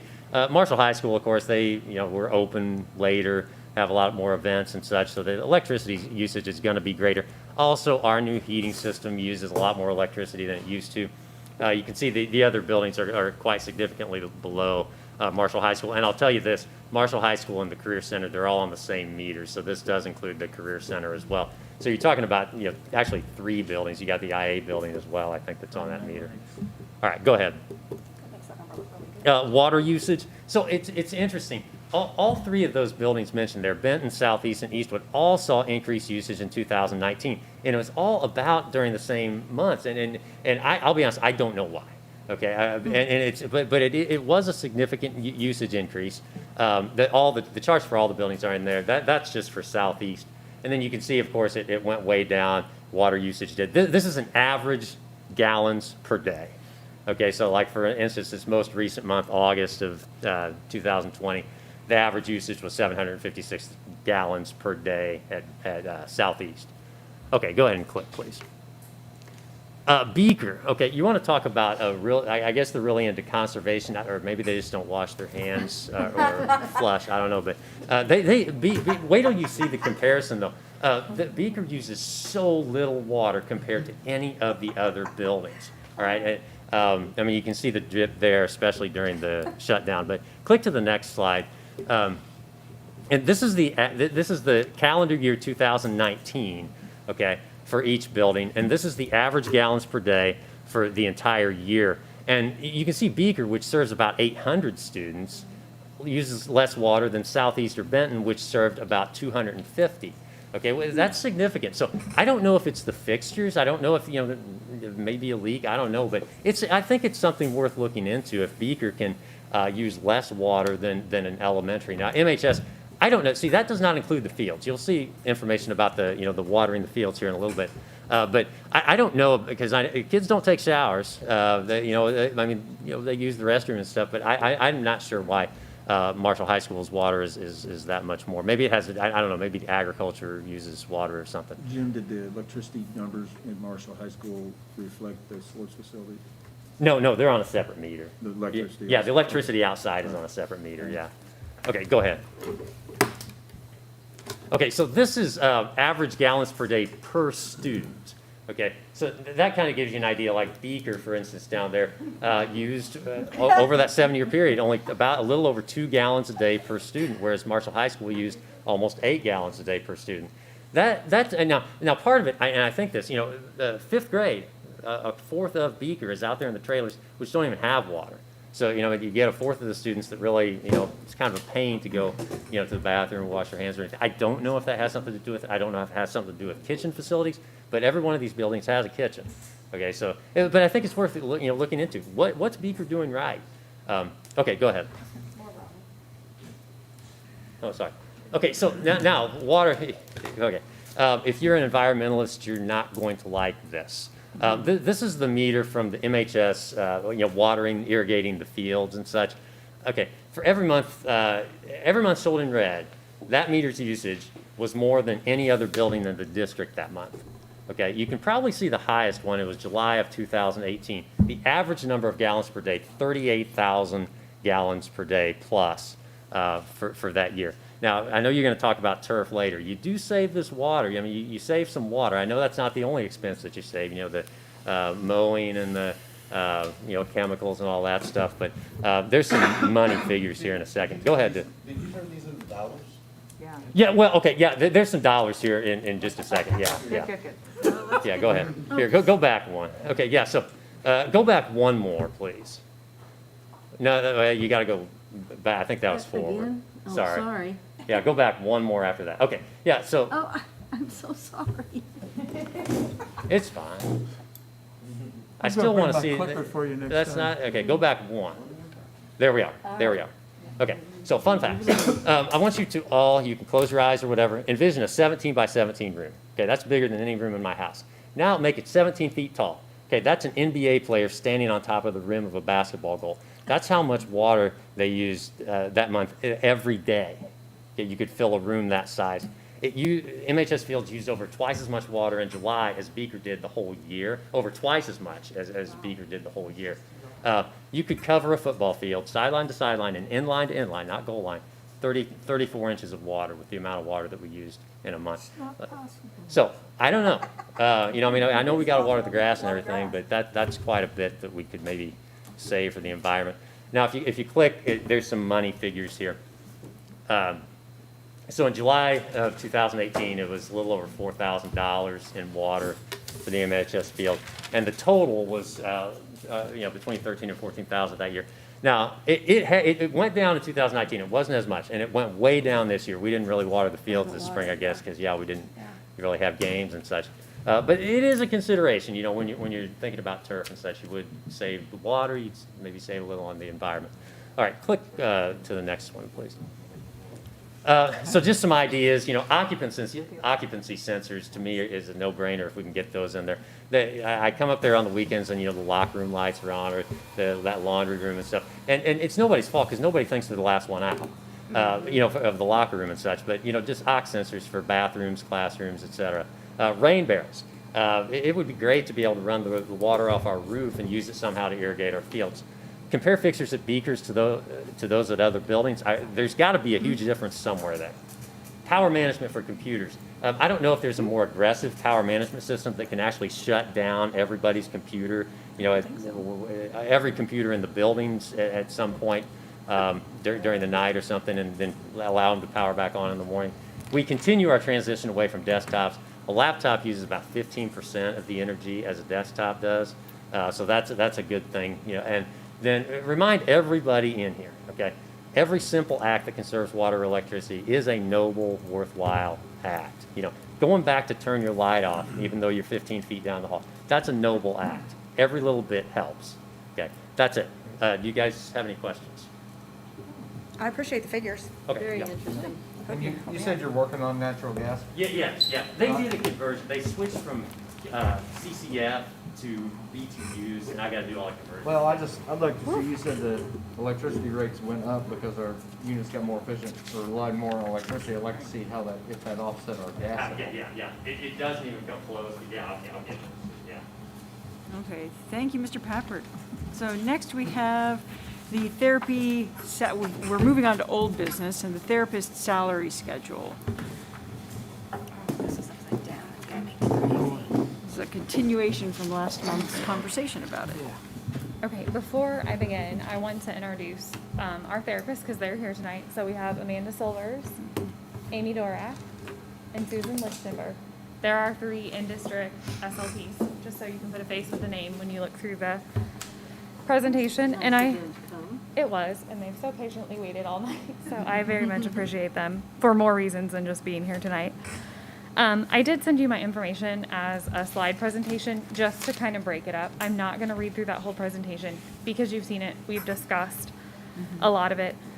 Last month in discussion, you had some questions that you want me to gather additional information, and so I was only going to speak to those points that you guys had additional questions. First, I was asked to give specifics on DESE guidance. As you saw in my presentation, DESE doesn't give specific numbers for K-12 SLPs. I included several examples from other states, and then I thought it was of note that DESE does have a recommendation for early childhood. So when you see ECSE, that's early childhood special education. And their recommendation is from 35 to 50. So for every 35 early childhood special education students receiving services, we can be reimbursed for 1 full-time SLP. So that's where those numbers come from there. Other states looking at the averages, ranges were from 45 to 65, talking caseloads. The next question that was addressed was, what does it look like in the medical model? So looking into if you were to go work out in a local hospital, and I won't say any specific because I don't want to pinpoint anybody to anything, but starting salary is around $66,000, and that's for 4 days a week. Working 4 tens. So I would figure they're still getting full-time hours. I would believe so. Okay. And last, you had numerous comparisons from school districts similar in size. I went with the conference schools. Some of this information was on their websites. I reached out to some other directors. Our SLP team spent a ton of time gathering this information as well. So, do you have other questions? In a hospital setting, they would be working full year where our SLPs are contracted, is that 9 months? Yes. Okay. So you're figuring 3/4 of the salary. So if you're talking about 66,000, and you're talking about $17,000 less than that, so you're talking about something more closer to 50,000? Yes. Okay. Grace, I didn't quite understand the MPS salary comparison slide. Now, I'm not that bright. Okay. So when I see Sedalia, year 9 difference, negative 4,000, what's the negative mean? Okay, so it was trying to put and not just go on year 1 salary because sometimes in the middle of that there is a big gap. Sometimes salaries start off high and then kind of drop off. Sure. So the negative or the positive is how much the difference was. So negative is Marshall is that much less. I or see. if you see a plus, Marshall is that much above. Ah. So sorry Okay. for not I explaining thought that better. was the other way around. No. So, okay. But we've only 2 of those areas where we above Are it. above. And I will say one thing other of note, in talking to other directors and other school districts, a lot of them are looking into, the word is escaping me right now, kind of like bargaining with SLPs when they interview them. You know, we have the salary schedule, but this is what we can really do for you. I think that is water that I never want to get into. I never want to punish our loyal people who have been here for years by offering someone new coming in a higher way. salary. No way, dude. That bothers me a lot. So Yeah. I would love if we can be competitive from the beginning and be very transparent in this is where we at. We value these people. We know that they have huge caseloads.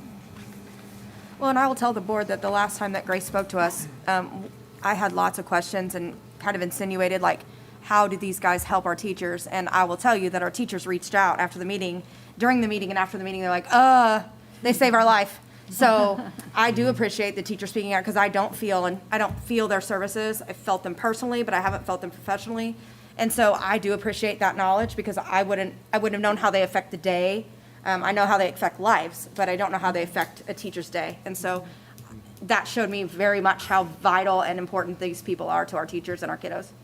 And their caseloads are hovering around 60 apiece is what it looked like, wasn't it? Yeah. 64, 60, and a mid-50 number, I think. And let's preface, it's early in the year. Right. So Oh, those right. numbers are probably going to grow as the year As continues. people are else identified and need more assistance. Okay. So I was running late and I left my packet in the seat of my truck. but I'll share. You just said that 35, a caseload of 35 would get us reimbursed? ECSE. So early childhood special education, we're reimbursed. So at the end of the year, when I talk about that final expenditure report that I do, I have to report how many kids did this person work with. And if they work with 35 or greater, we can be reimbursed for 1 FTE. I mean, would you guess that that's gonna be the case? Early I'm not childhood, holding you to it, I'm just asking if you would think that that would be the case. typically, yes. Early childhood this year, I'm more cautious, because if we don't have those kiddos in seat, what we've seen thus far this year is parents are less likely to bring those little ones in to get them screened. And if they're not getting screened, parents aren't always aware that it's a concern, that they're not making their K or their G, or they're saying tap. Anyway, you didn't want that whole story, but if they're not seeing parents as teachers and getting those screenings, or not, we didn't have our big mass dial screening for preschoolers in the spring because of COVID. So we missed all of those kiddos. So in a typical year, yes, I would never worry about 35 at early childhood, but this year, we'll see. Now, we already pay the stipend, correct? Yes.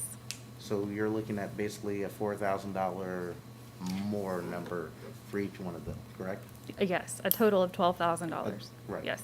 But, yeah, 12,000 between the three, but Yes. 4,000 apiece. Right. Yes. Okay. And we're how many short? SLPs? Yeah, are we short any?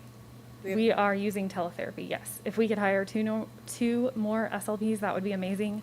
Actually, last year, Amy did all of our speech and language testing for us. So now we don't have that. Amy is in seeing kids, which is amazing. But it's hard to do testing in your regular schedule of, these are all the kids I have to see for therapy. And then, okay, well, I have to cancel therapy or make my groups bigger or rearrange to fit in all these kids I need to test as well. So they're an amazing team. They're making it work and they're not complaining, and I appreciate that. But I just wonder how much is too much. And I think we're getting there. And it looks like every district within 100 miles is recruiting for this position, and probably across the nation. It seems Yes. to be in high demand within school systems.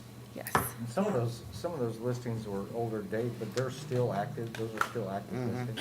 So when you're looking to hire an SLPA or you're looking to hire a speech implementer, you have to have the job posted for X amount of days. So like, we currently employ an implementer, we currently employ an SLPA. So we are actively looking for SLPs to fill those roles. So we just keep our posting rolling because we are looking for an SLP to fill that role. Because we know that would be best for our students. Not that our implementer isn't wonderful or our SLPA, but they're not the same as a full therapist. Now, what's up with the stipend? Why isn't the stipend just part of the base salary? That was before my time. I don't know why it was a stipend. It was originally for billing Medicaid because they are one of our few professionals that can bill Medicaid. So along with doing their That's IEP writing, right. testing, they also input everything coming into back therapy to me log now. and bill Medicaid, which Yep. they will tell you is not a fun process. Yep. So if we take this stipend away, does that, our opportunity for those Medicaid dollars go away? No.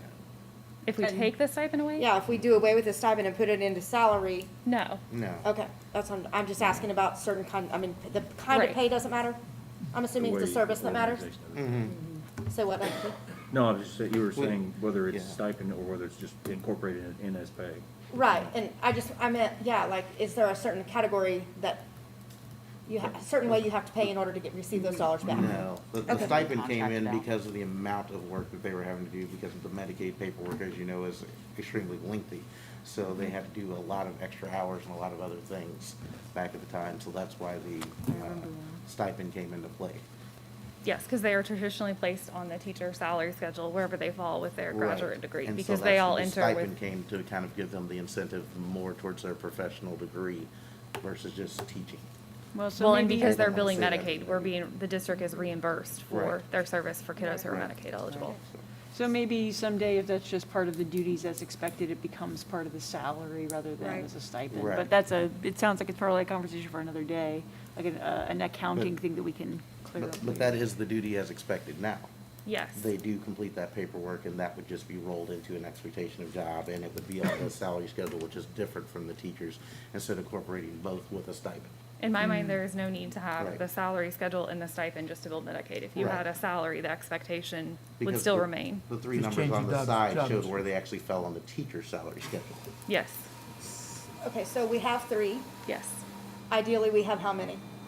Ideally, Like, what's perfect world for March Public Schools for that group of people? You have 3, seen 180. ideally, they wouldn't be traveling to more than 2 buildings. Traveling, you lose a lot of time, and especially in a year like this where we are cohorting kids, who knows how long that is gonna last. 2 more would make it much more functional. So I would be interested to hear from you, not today necessarily, on your recommendation as a superintendent, what we can afford. Really, because we can sit over here and say, oh, that sounds great and that money looks good, but if we don't have it, Right. or if you Right. can't live with it, then it doesn't matter what we think. And can I And butt then we in also pay out supplementally as well, but it's not in a salary range, because we contract hours. 'cause we Yes, the contract rate services we as well. pay for contracted therapy is significantly higher. We would be saving if we could hire 2 more Right. district employees, even on this higher salary schedule. We would Right. be saving money, and our kids would get face-to-face Better service. services. So we're already paying the salary, we're just paying it a different way. Right. Yes, and if we were to lose one of them to somewhere else, and don't even listen to that because it's not on the table, but if we were to lose one of them, the cost would go up even more Right. for teletherapy. Right. Sure, yeah, okay. So it sounds like we are voting to, let me open my PowerPoint, thing back up. Can you point us to what it is that we are voting on? Is it the proposed change slide? The proposed salary schedule, yes. So the one, Which is roughly a I believe it was sent in the previous 10,000. packet, in the Like first. a $4,000 a The year. SLP. Oh, one for it's times 3. 53,390. that's what I'm 12,000 asking. this Right, year. right, right. Yes. Yeah, that's what I'm asking. That's what How I'm do you feel asking. about that? Yep. You know Okay. what, I don't even want to speculate. I'd really need to look at it. Okay. Okay. I mean, I would, I think it's behoove of the board to hear from the superintendent and get a recommendation on numbers before we agree to something that we're not certain on. I wonder if, I hate to table this, but I want to make sure we give them enough, I guess, and I want to make sure that we benefiting Maybe them we can to, clean up this stipend stuff and just, you know. Well, and if we, I mean, if we're Well, save stipend is cleaned up, money, it's just the schedule. Okay. you can hire, if we can still hire 2 and still pay out less Yeah. than what we're Right. paying out now, We won't pay out less. we won't pay out less if we get 2 more. Yes, we Said will. would. No. We will pay out less if we hire 2 We more would pay out less district. of the other money, but not less Less total. total. We We'll pay pay them out less $75 an hour teletherapy. Whoa, Okay, but, The I got my district, the attention. district will save money. but we're not doing that right now. We're not. Yes. Right. We are don't have paying those for people teletherapy. knocking our door down, so. You'd be paying somebody else $1,200 a day to come in here and do that job. all right. $6,000 a week. Harry's going back to school. Harry's gonna retire. And Grace and I have discussed this, and I feel comfortable in doing it. I am very scared that we are not going to have the personnel we need to see our students. And we know, if you know me at all, I started in early childhood. That's what I'm passionate about. Early intervention is key. We have to have these people to work with our little ones. We have to make progress early. We want them out as soon as I possible. think that you've got a favorable board when it comes to this, but I'm wondering if what I'm hearing is that we do want to hear about the specifics on the numbers. Ellen, if you want to make a motion to table it, we can see if that carries. I'd like to make a motion to accept the salary schedule and to move forward with it as it is proposed. Is there a second? We got a second. All those in favor? Question. Oh, Oh, wait, discussion question. Discussion. That does not include hiring 2 new teachers. This is just for the ones we have now. No, this includes what we have now. Now, we would hire people in because we're making a salary schedule. Okay. So anybody that would be hired in, if we were to fill those positions, would be hired in on the schedule that we've set. All right, But it I'll would go still be at a premium to the district because of the savings of the hourly costs that we use by doing telehealth now by contracting out. And the amount of people that we would hire Right. would be contingent And- upon what you say we Yeah, can. and I And it will moves say us that, closer to being competitive with a medical model to where Right. these I'll go with people are more highly sought after and are more compensated by going to work with. Call question? Hold on, one Sorry, more. go ahead. Grace and I have discussed this, and I feel confident in what she has proposed, because we've discussed this before. I mean, I can't say right now that I can look at the whole entire budget, but we have discussed this at length, actually. So I feel confident in what she's proposing. And I believe, off the top of my head, and I should have brought Medicaid numbers, I believe 2 years ago, Medicaid reimbursement was 94,000, and I believe this year it was around 72. Those are just from memory, about 95% sure on those. So, and that is not just them, we also get reimbursed for OT, but that's a huge benefit to our district. So now we'll call the question. question. All those in favor of accepting this proposed change to the salary schedule for speech language pathologists? Let me hear by aye. Aye. Any opposed? All right, Good job. Thank you, Grace. Thank you very much for hearing this Quite welcome. concern. with that, we move on to football turf sod irrigation. Going from one end to the other. Okay, I'm gonna go through this. I sent you all emails. We have put together a group of people. Brian, myself, Ian met. We discussed kind of our options and our thoughts and what we really wanted, what we don't know what we want, all those above things. And we have met with a company out of Kansas City that came in. They were the company that Brian had originally found that we reached out to work with Dr. T when the gentleman ran through the football field, when he, had it. And so they have given us a bid, which I really love. Originally, and Dr. T, please step in if I misspeak. Originally, when there was a review of the things that we needed out at the outdoor facilities at the high school, the track, of course, needs repaired, replaced. The football field, that's all in itself with the turf and everything else. On top of that, they were told that the asphalt underneath the turf, underneath the track needed to be imploded and start over. That was one opinion. Then with this company that came and bid us this week, they do not feel like we need to implode the asphalt. So I was very excited about that because it made our bid feel $700,000 less. Okay? Then I had reached out to a company actually out of Memphis, Tennessee that does, they're a fundraising group that works with communities, school districts, booster clubs, donors of any kind, and they were going to be in town, so I wanted to hear from them. Their numbers are exactly the same numbers as the guy that I loved his bid, but their numbers are with imploding the asphalt. The difference in that group is they do all of the work for you. They bid it out, and they do this so often that instead of us looking at $642,000 for a football field, for turf, they're looking at $330,000. So one of the things that stands out in my mind was him saying they sharpen their pencil and they come to the table and they know that I'm not going to return if their bid is too high. And so I like that. With that being said, I had Dr. Mayer, Dr. T, 8 community members that Brian, Ian, and I had picked out. Kristen, athletic director, and Ian from the high school. We have a group of people from the high school that we want to talk to, middle school that we want to talk with, but we're trying to just feel the community out and see what's the best opportunity for us at this point. So the email that I sent you, this particular company worked with the Springfield Public Schools. They single sourced it. I cannot find anybody across the country that does this. I have a couple of other contact names. I've reached out to them, but they're individuals who fundraised for an particular like a particular school district. This company, with this all being said, the district has set aside $250,000. We have the insurance money of approximately $75,000.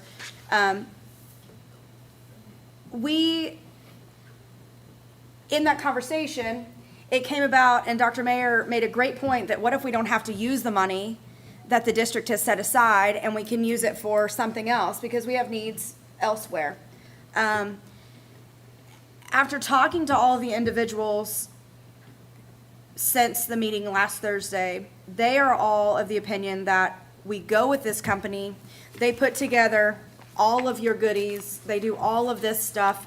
The only thing that we would need to do is we would have to go and sit around the table with those that potentially fundraise, and then we would pay the fee. And I'm saying we, not as in necessarily the district. I'm saying we as in this group of whoever does this. They have raised an astronomical amount of money. They have done this across the nation. I can't tell you how many. What did they do in Springfield? They did all of Springfield Public Schools, elementaries, middle schools, and high schools. There were like 38 elementaries and I was gonna say, 42. they work with larger districts and as well as smaller districts, so it's. They've done both, you yeah. know, in a town this size, they do have experience working with more limited resources because we're not a Springfield-sized No. school district or a Kansas City-sized school district, or some of the towns that they have thrown out back in Tennessee or other areas that they've worked with through that region. So, And they work but with Camdenton. They did? Yes. They sent us a reference, partial references in our email. So Mhm. some Yeah, of the when schools that they worked with. They have a list very long that I did forward it And to this you is just guys. partial, isn't it? But In that the- wasn't in the the, email. but that wasn't the, didn't get the list of what they had done in You Springfield, didn't? was it? No, not the list. Well, Harry? I didn't get hardly anything this meeting, but that's. Come okay. on. That's all right, I'm following you. Yeah, I was just curious as to what they had done in Springfield. No, I'm gonna Yeah, do, actually, I'm gonna, it'll tell you. Harry, phone I just died, I so- forwarded it to you, Fields and Harry. 3 tracks Okay. in Springfield. I'll look So at it tells you what they did, and it tells you the references, and you can even contact them and give them the contact information to contact those schools. Did you use my college email? Anyway, I've digressed. Yeah, that's okay. So I think Wow. initially I'm gonna be total, I mean, I'm very honest, to a fault. When these guys came to town, I did not have any, I wanted their model. I didn't want them. I'll be honest. I wanted their approach and not them. After sitting around the table with them, I have been the front lines of a fundraising campaign. I do not have the time to do that, especially one that's 3 times the amount that we talked about last time. Their stuff is top notch. I have had the opportunity to talk to several donors just very briefly, getting the kind of kick-starting to see where people are. If we use this company, we will have new outdoor facilities. I feel very strongly about that. I've been very excited about this. I don't have all the pieces yet. I have a couple of things I want to talk about. We talked in the meeting that, they talked about sourcing the funds so that, the district would use it on a lease purchase. We can't do that. We talked about booster clubs maybe helping with it, like being the source. They actually have had separate businesses that have sourced it for the district to be able to do a project like this. I think one of the things that I very much appreciated Dr. Mayer speaking up and saying was, this is not district money that has not already been set aside. This $250,000 is district money that's been set aside for a long, long time. 2 lease purchases. I mean, it was on that first list a long least time 5 ago. years ago. And so the very first thing that I don't want to happen is I don't want teachers to feel like I want to use money that should be going to them. That is not my plan. I do know that for the insurance money, we need to use it on this project somehow, specifically the field or that area. I really think if we said, let's go with this, let's push it, I think we can move quickly. I think we could have new turf very quickly. I think our outdoor facilities would absolutely flourish. I believe our community's on board. I have had people come out of the woodwork that said, hey, we've heard, put me on your list, make sure you call me when you're ready to go. We did not have that necessarily when we did the gymnasium. So I also think that we need to make sure that we pose this is not a football project. This is an outdoor learning space. This is a, one of the things they had was a healthy place to play. There are lots of opportunities. Do we set up an outdoor classroom out there? Do we, how far is our spectrum and our creative ability? I think all of those things could happen. I think we could fundraise and not use the school's money, which would be our very first approach. I think that should be our very first go. One of the questions that they had was about the COVID year. How do we feel like that's gonna manage? Brian, I'm trying to remember if there's anything that I'm saying that you weren't there. They raised like $3.5 million this year in about 4 months for town. So people are still donating. People still have to do some of that for their businesses. There's also something to be aware of. There's a tax break for organizations that double their donations during this year. And so if we capitalize on that, that's a biggie. If people donate this money as advertising, it's also 100% tax deductible. I'm really excited about it. I don't know how the board feels, but I'm excited about it. I want to step in and ask about specifics, because like I said, I'm kind of dim when it comes to math. So, Yep. all right, okay, so we got 75,000 that we have in insurance that needs to get put toward the field.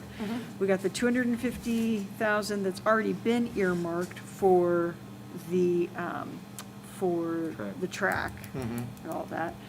What you're saying is, what if we didn't have to use that $250,000 for the track, because we could use the $75,000 at least, and maybe some more, to pay their fee in order to start the fundraising campaign in which they would inevitably deliver to us? Correct.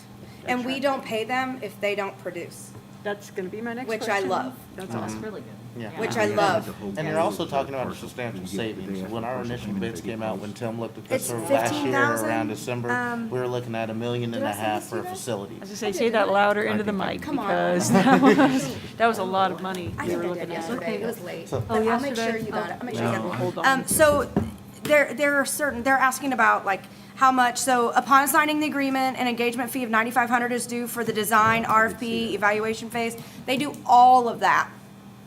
None of this, they do all of your, they sent me a rendering late tonight, like late this afternoon. I have not sent that on to you all. It's the football field that we've all seen with red. I mean, it will change. They do everything from the rendering to the end, literally standing out there, sending an engineer out here to oversee the entire project. One of the things that keeps coming to my mind was they have a football field that depleted after 4 years. And because the school district had used them, they went back to the company that they had do the field and held their feet to the fire, and they came in and redid it. Now, one time they came in with a small fee, but the other time they came in and redid the entire field. One of their arguments was sometimes if you need 92,000 pounds of rubber on a turf and you only get 40,000 pounds, you don't know that. And if we have Dr. T oversee that, heaven forbid, are you going to be able to count every pound that they put on? Will you even know? Like, I don't know how we manage an employee to oversee a project like that. So I like the ability for somebody else to be overseeing that, and Dr. T to be able to keep his eye on the prize of the other, the other projects that are going to continue.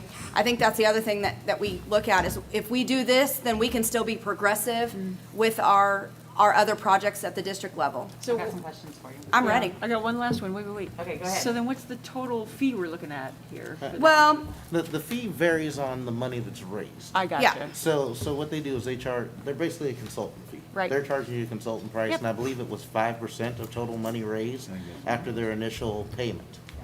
Right. contracted amount So- for the owner's representation is so- 10% of the is it contracted 10%? work. That was So what's the five. grand total that we need to raise? 1.1 million. Okay, that's, I was gonna say, our initial bids when And? Tim was looking at this was 1.5 is what we had looked at last year, kind of around December. They're coming in below $1 million with the projects now, the company that we've been talking to, and with this group. So you're talking about a $500,000 savings now, basically flat out. That before as we go to, thank you for the water numbers as well. There's about $40,000 worth of water that you're gonna That's right. save over the life of 10 years of turf. You're Yeah, talking that's a about lot of money. equipment, you're talking about manpower to be out there working on it, you're talking about upkeep, you're talking about chalking, marking, fixing, sodding, seeding, whatever else that you're doing. You're talking about exponential amounts of dollars that you're gonna be spending over the lifetime of this turf.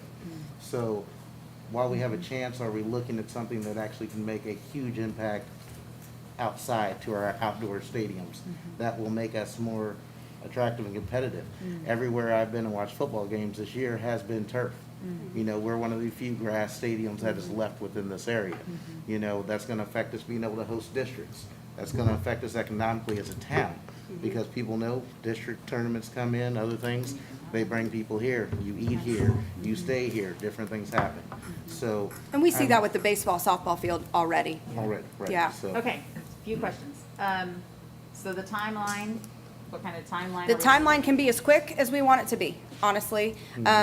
Okay, so what kind of timeline should we consider? Because let's say, and I'm looking at it, success, but if that were not and we had to get our feedback, then how much time do we need to fix our field? I mean, we need to think about that. Right, right. 30 I'm days. a realist. 30 days Okay. for, if, Brock had told us if we needed to do grass, it'd be 30 days. And then we would need, honestly, you'd need about 6 months to let it really grow and grow in order to be able to play on it and make it last year to year. And The maintenance, turf- annual I was gonna cost say on the the tur- maintenance of the turf. Annual cost on the maintenance on the turf? Yeah. None. I mean, So like, maybe. yeah, after 4 or 5 years, maybe some more rubber You have getting. to refill up underneath. With that, this but would come a brush, it's a turf brush. We already have one for the softball, baseball field. This would come with another one just for the football field. But you wouldn't even brush that in the first year. so And like, that's a day's so in work. like, so 5 years, is that what you're thinking? And if you do, then what's the cost of that? About half. The best part of this, in my opinion, is there's actually on-field advertising. And so those donations are made over a set amount of years. That would and be then something the board would have to vote on as well. We would have to vote on that. When that time came, we would have to definitely vote on that. But that's how you pay for it. And that's how they're paying for it across the country with this program. And then they have first right of refusal on those advertisements. And their logo is, and that picture will be on the rendering that I email you, that I just got. It has like 20 places on the bottom if you want to use that. There's turf There's life. Turf pictures life in the is one I brought you, estimated though. About 10 years. You're gonna have to replace it in 10 years. What Yeah. you're saying replacement cost, you're looking at doing that at somewhere between, they said, about 280 to Christie? 350,000 to do this replacement in picture? 10 years. See those ads across the To bottom? go from dirt, from the project that we have now to completion, they said that was probably somewhere 10 weeks or less. Yeah. So when you're talking about after you raise the money, you get them scheduled to be coming in and saying, hey, we're getting close, you're talking about a 10-week turnaround for them to say, hey, you can walk right out here and get on this. You're just as enthusiastic as she is right now, aren't you? I'm not necessarily as enthusiastic, I just am looking at ways that we can save money maybe over a long run, and ways that, I think you we're know, gonna I go. think that our town has historically been big about supporting sports. That's why when we first started looking at this and, called around to different businesses, I can tell you, I walk out and you're shopping and people are like, hey, we're interested in this, we'll donate some money to this, and it's something that our town gets behind. I mean, Friday night, the world used to stop in Marshall, and we went out and watched football, so, and then we tried to recruit better coaches to come in, different things to kind of turn programs around. This is just another thing of the physical aspect of playing on better surfaces, lessening our chances of injuries, just all kind of other things that A lot of would be advantageous, and we're looking at even a third of the money in-house now. If we go out and look to raise the money, then we're talking about $250,000 we can reinvest into other things, because we're not gonna have to spend that outside. I you think know? also, when you look, again, on those ads, they reinvest after 10 years, or they have first right of refusal. So that's how you pay for your upkeep. Yeah, and you're. And then the other side of this is turf allows our athletic department not to have so many reschedules and redos because they can play on it.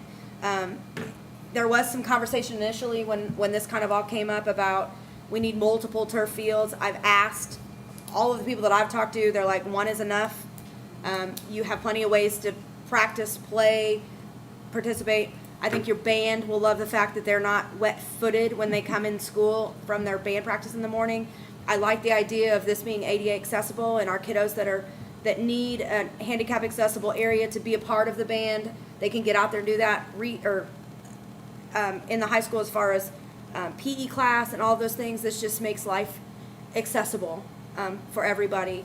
And I think that's a huge side and piece of this that I would hope that we could incorporate into this project. Thoughts from you, Dr. Mayor? I want to hear Well, what. yeah, I need to know legally how the district is, how this will be organized so that the district, is the district in charge? Is the district selling advertising? I think those are the specifics that we have to work out as a board now that we have this initial information. And one thing we have to look at the front end is, do we put this out for bid? Not if we single source it, though, right? It's over $10,000. We probably it's- can do that. It'll be kind of like our other contracts. Yeah, I Maybe don't- we I only don't get think one it- bid yeah. back, or We would maybe do the two. bids Yeah. instead of the company. I mean, that's what I'm asking. No, is- the is the bids for this service is what she's talking about. That's what I'm saying. Or- No, is that what, is An that, RFQ. is that the board doing that? Is the board asking for bids? Because the board is going to be legally in charge of this project. In my mind, I Or are we think we proposing have to this? separate Can we this from the board. Yeah. But that's just my Well- mind. What'd you say? I said in my mind, I think we have to separate this from the board.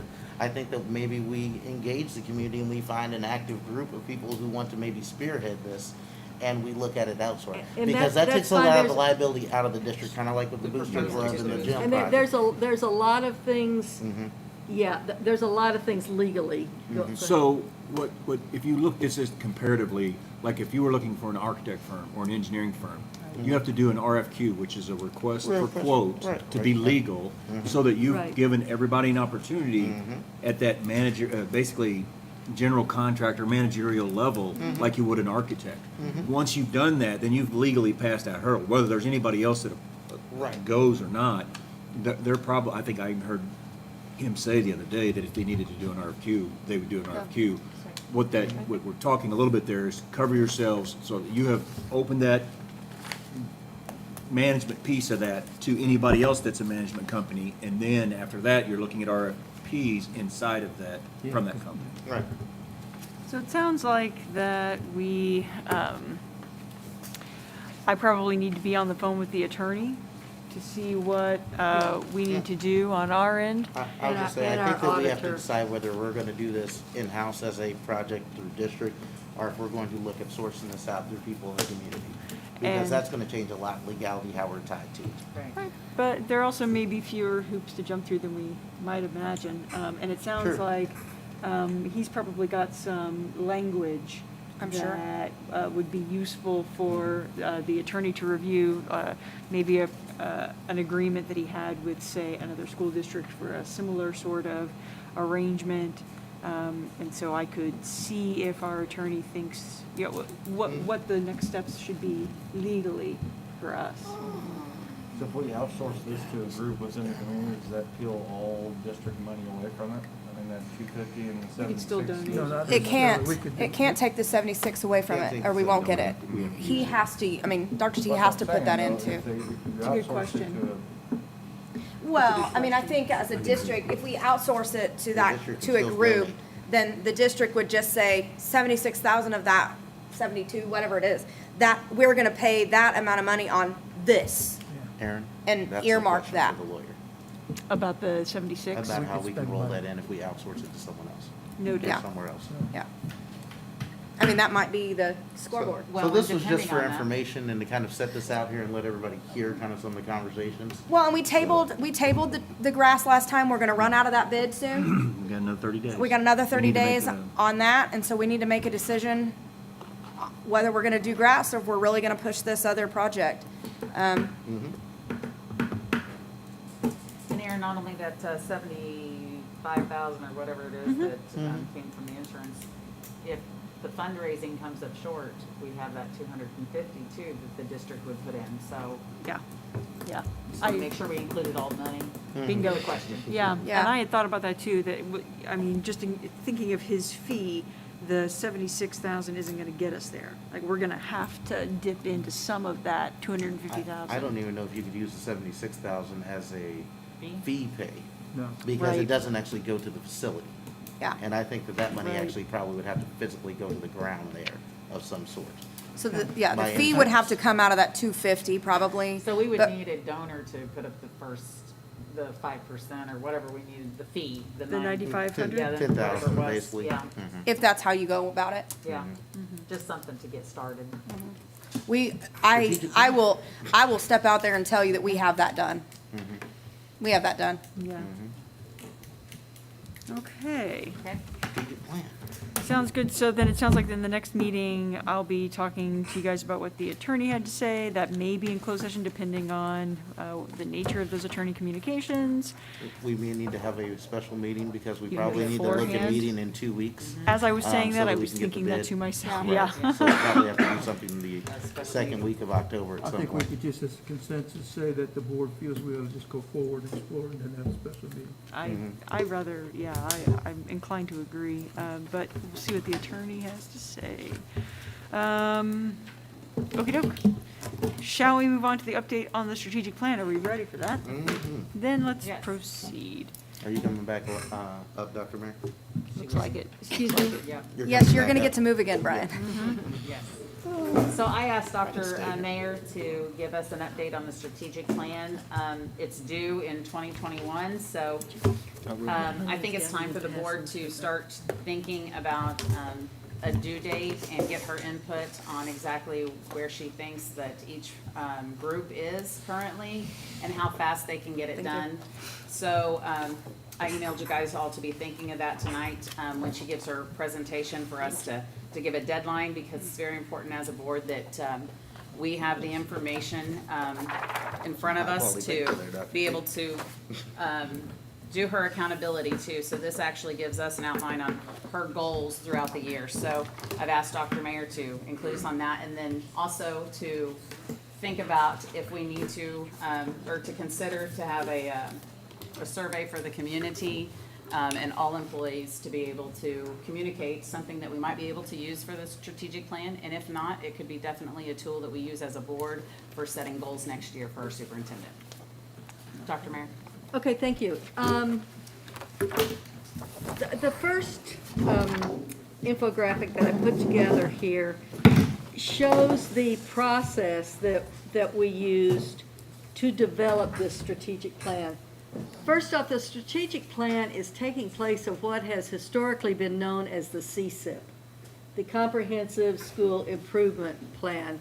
Not most, but many districts are now moving toward a strategic plan, which is a 5-year or 10 or however many years the district wants to designate for their plan. But this is, I believe, a much cleaner, a much more understandable. The CSIP plans that I have been a part of have a lot of educational jargon in them, and they're not clear. I think the strategic planning process is very, very clean and very to the point. We started on this about 3 years ago, when we went to a session at one of our conferences, one of our leadership conferences that was given by Springfield Public Schools. And their strategic plan was suggested by MSBA and MASA to look at and to collaborate, which we used to say steal stuff, but used to figure out how we were going to go about and how we would collect data and how we would look to see what our community really wants in their school district. We have gathered data for the last 2 years in many ways. We have had several surveys. We've had the community survey, we had teacher survey. I went to every school building for a listen and learn session, and I went to 11 civic groups, or I don't know if they're civic groups, but groups around town, to discuss our plans and what we felt the community felt they needed to see in their school system. These were the, this was what developed from that process, from gathering all those data. Mr. Paprick was very helpful in not only helping to design the surveys, but he helped to disseminate and analyze them. So we have here several things that have been that developed from that 2-year process. The community voice down at the bottom was actually mostly from what we learned during our listen and learn sessions. Our teachers, staff, and administration was from the surveys that were given to all of our school personnel. Parents and families, we had a student and a family survey that was that Mr. Paprick helped us, and then we have at the top our mission statement, our vision statement. Of course, over to the side, whenever you are looking at a strategic plan and are looking at how to best present this, you start with goals. You don't start with what is wrong with this sidewalk or what is wrong with that torn carpet or what. You start with where you want to go. You start with the ideal, and then you find ways to get there. So our ideals are the goals of the board. These goals have been in place since about 2015. They have been revised and readopted over the years. The most current time that they were adopted was last year. And that was during our retreat. And the goals were modified some and then revised and readopted. So if you will see then down at the bottom left, the core values were what the central office administrators and administrative team have worked on over the last 5 years, actually, as to how we feel and how we look upon what is our responsibility to the district. Of course, at the center of all the decisions we make is the student. And in the graphic here, you can see that the Marshall students are at the very center of everything that is done outside these spokes of the wheel. The fundamental purpose is to ensure academic, social, emotional growth for all students. High expectations are essential for maximizing student and adult success. High-quality educators empower students. Learning thrives in a safe, welcoming, and an equitable environment. Positive relationships are foundational to our success. It is vital to refine and improve our practices through a culture of collaboration, and transparency and responsibility with our fiscal resources inspire trust. So from this process then, from everything that we poured into this for the last 3 years, gathering the data for the last 2 years, then you will see them moving from vision to action, which is on the back of the page. The 4 different goals, as you will see then, are written in larger font, of course, to be the main driving force behind our plan. Under each goal was focus areas. For example, in the goal 1, which is provide a safe and maintain a safe and supportive environment that contributes to the academic success, confidence, and well-being of all students.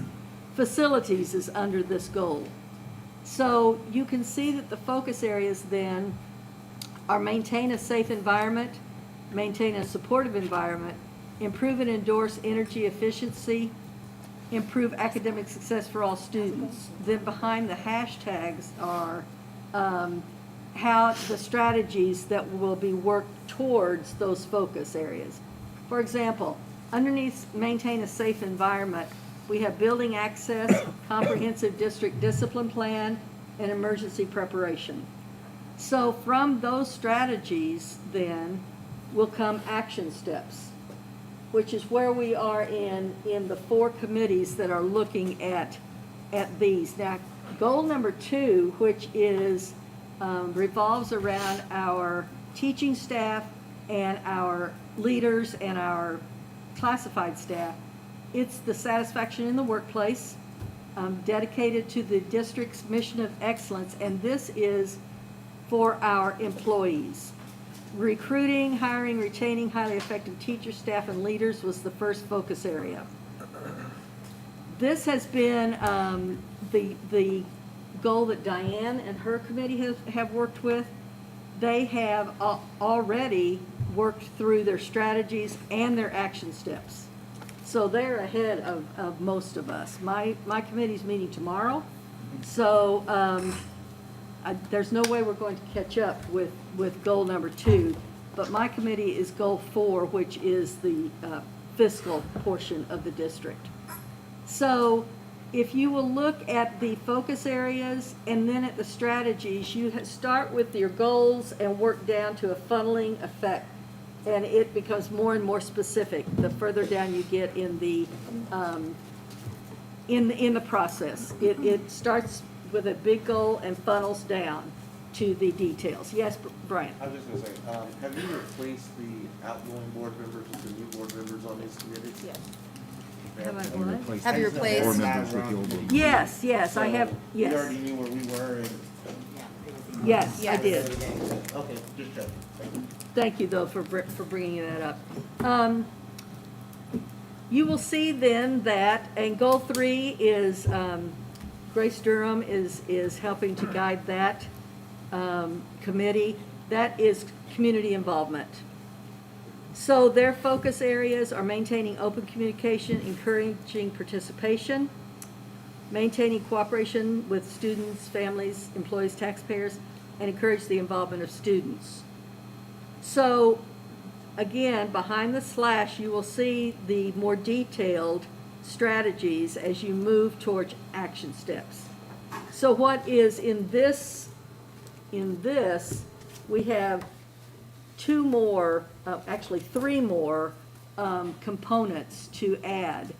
We have the action steps underneath the strategies. Then we have timeline so that we can figure out exactly where we're going and when we need to be there.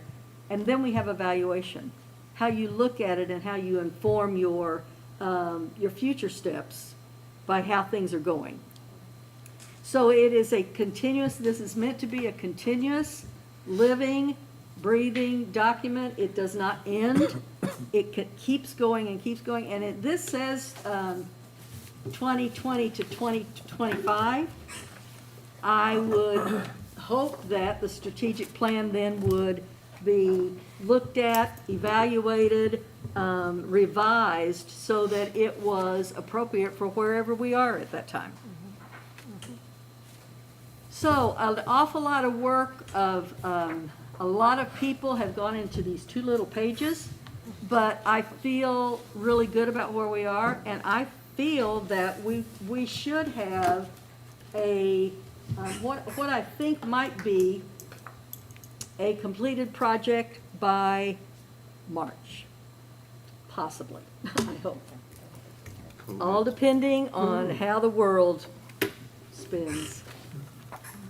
I'll be happy to take questions.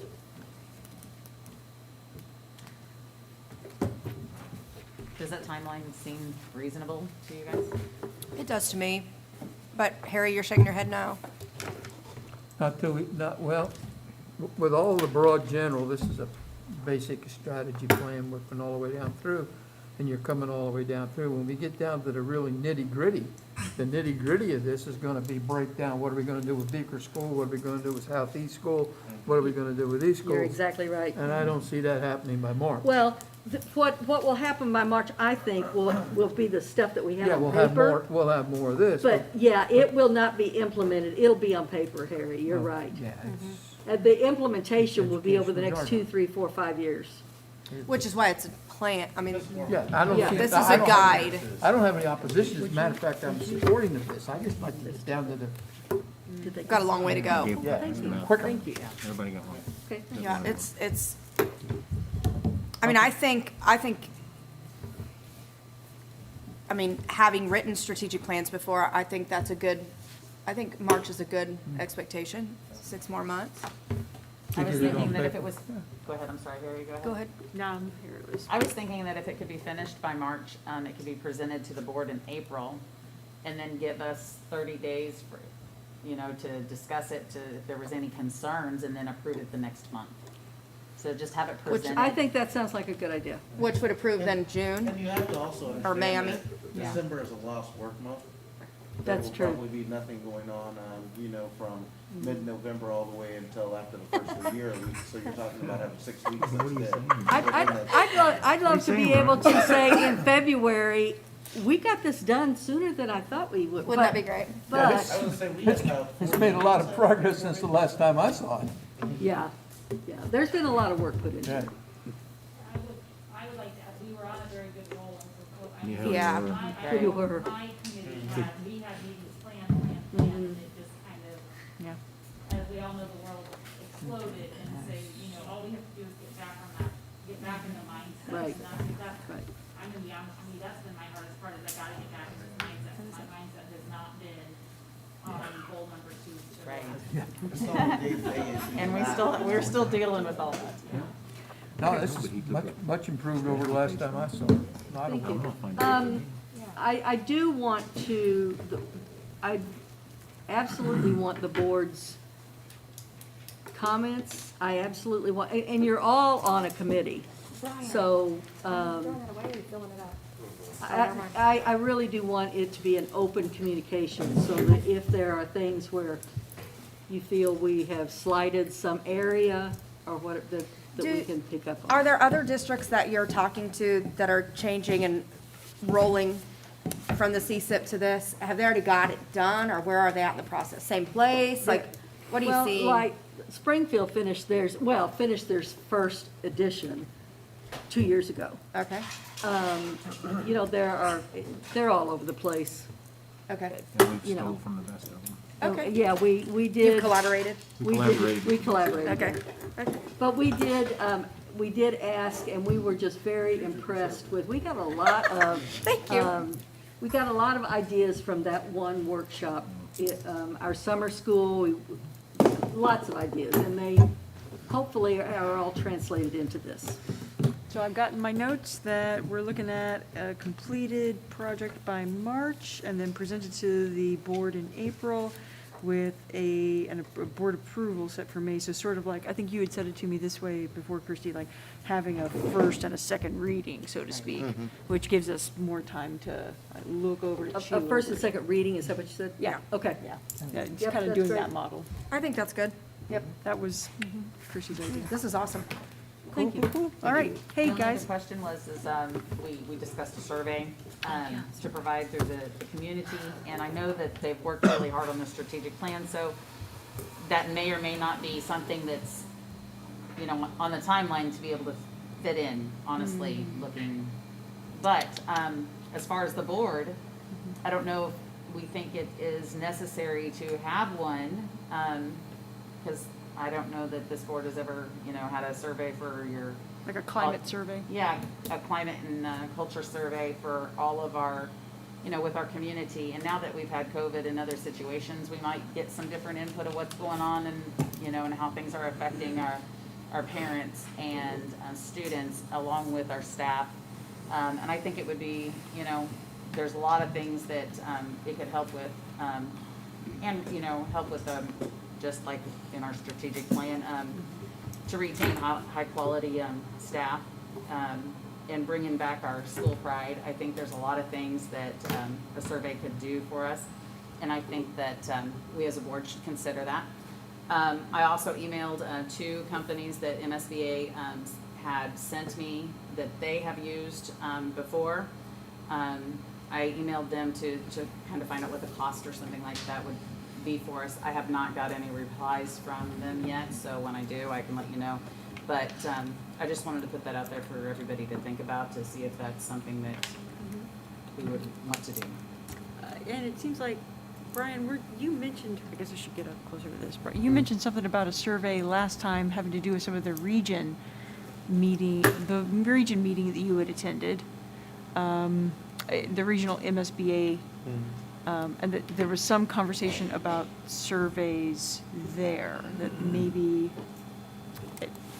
it's just something I've got in the back of my mind that it's. I would say I'm not bringing anything Okay. up with that directly, but I'll have I to can go back to review my notes. Yeah. I'll have to go back to my See notes, where I am on that, so. which are buried somewhere. I know we had talked a little bit about surveys kind of at that particular time, because we were looking at having another climate survey possibly, because this was something we started 2 years ago, and our climate has changed somewhat, you know, and just to see if we're still in the same place. Okay, You maybe know, that's kind of what that gauging was. people.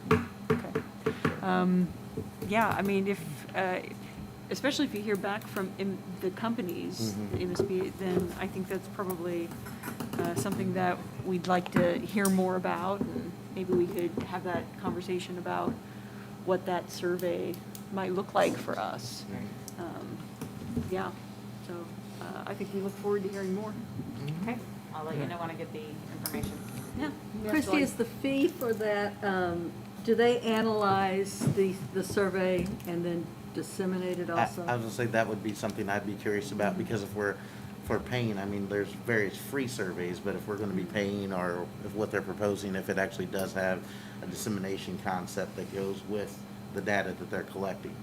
Or if we actually are interested in that and we wanna look at all 585 responses like Diane sent us in the last survey we did. To read through all That 28 pages. that is something that I'm looking into. I'm looking to find out, because I want it to be confidential. I want it for the trust of everybody who fills it out, to feel like they can fill it out honestly. So that is one of my questions. The other one is if it has to be administrated by a school employee or someone that the board designates to do that.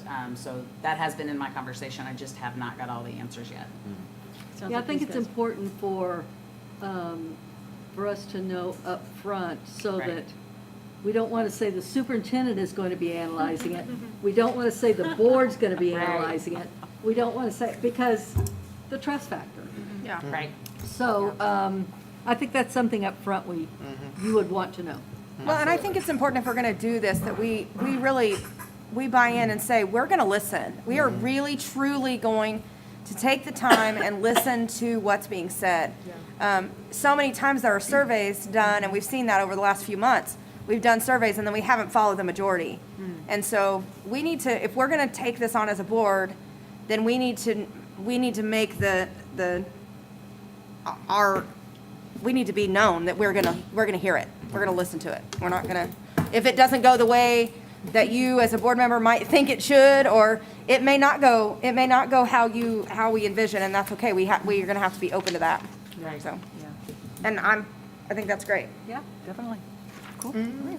Open the door for that. That's great. Cool. I'm finished. New. Alrighty, hey guys, guess what? We're into new business and then we're into closed session, and just look at the time. Okay. New business, Board of Education, visit schools. I may have just jinxed us, but we're ready. Okay. That is, So this is a fun thing, and Harry, this is going to help with our strategic plan. So while Dr. Mayer's pulling up some pictures, I, myself, Christy, Brian, Dr. Mayer, Dr. T, several of us right after the election chose to go and visit the buildings, see classrooms, see what things look like over the summer. To me, did you send that to me? I did. I emailed you. Yeah, I asked you today Yeah. if that would be possible for you. Yeah, Okay. yeah. I'm not a Google person, so I did my very best. But in those visits between Christy, myself, Brian, all of us, I had about 900 photos before going back the second time to all of the buildings. And so I wasn't going to sit here with you and go through all of those photos. So, I can't see over Matt's head. It's okay, I don't have anything to see. So the reason for our visits is the board wants to maybe build a facility strategic plan so that we can identify the needs of the buildings in particular, each individually. Who needs what? Is it a water fountain? Is it a piece of flooring? Is it a ceiling tile? Is it a window in a classroom? There's so many things that I can't even begin. Do you not have it? When did you send it to her? When did you send it to me? I sent it to everybody what day? I'm looking. I can send it again somehow. Anyway, somebody forward it to Dr. Mayer if you have it on your Surely phone. it's here. I just don't know what day it is, so I don't know. Last Thursday. Last Thursday. Last Thursday. All right. So that was the reason for our visits, is we really want to focus on buildings. As we all agree, the new building out here is wonderful. It's high dollared as life is these days. But we have other buildings and we have other places that we're putting teachers and kiddos, and we need to put some time and energy into those. And so, because of time and the opportunity to, Dr. Mayor, you want me to send it to you? I'm sorry. I got yes, it right please. here as soon as I can get her. so because of that, we're gonna go building by building. But tonight I wanna set the groundwork for that. And then what we will do is we will bring Just to make each, sure we don't have a hip breach here on something. we will bring the principals in when we go through their buildings and their pictures so that if they want to add to what we're sharing, they can. I do not want this to become I don't want this to be a negative, yeah, there we go. I don't want this to be a negative opportunity for us. I want this totally to build on positive and what we can offer. I think this is really important. I was talking to several people, and forget what you feel, remember what you deserve. I think that's so huge when we look at our buildings. Maintenance goals versus number of staff versus buildings versus the budget. Custodial goals versus the number of staff versus the buildings versus our budget. How are they being pulled? So you can just go to the first picture and I'll kind of talk through. So this is two different buildings. The first picture on the right is Southeast. That's their fine arts teachers. These are shared people, but I thought it was awesome how they had personalized their door, and the different ethnic background, the different wave of the hand, the different expression. Both of those people are awesome.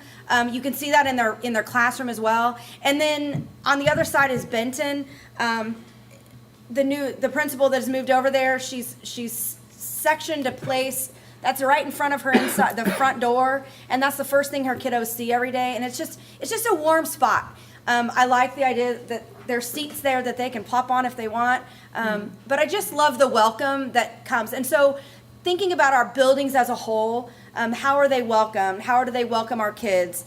What do they look like? Benton, as a matter of fact, had volunteers that tore out an old shed, or they're working on tearing out an old shed. They had volunteers from the community that came in and cut their bushes and cleaned all their bushes up in front of their building. It wasn't something that, they were able to get done. Our people weren't able to get to them to do that. And so, we need to recognize those people that are volunteering for us too. So I just wanted to give you kind of an idea of a warm fuzzy in those buildings. That was just two that I picked that were my favorites. Classrooms. Holy moly, do we have some awesome people working in our buildings. I am not this creative minded. Our classrooms are exceptional. The one on the right is in this building right here. The one I'm lying to you. The one on the left is in this building here. The one on the right is high school. One of the things that I think as we go through these buildings, one of the things that will come about after looking at these two pictures is storage. That room at the high school on the right, all their stuff is out. They don't have any storage. In this new building, we put cabinets in the back of their rooms where they have some storage space, and they've been able to incorporate some of that storage.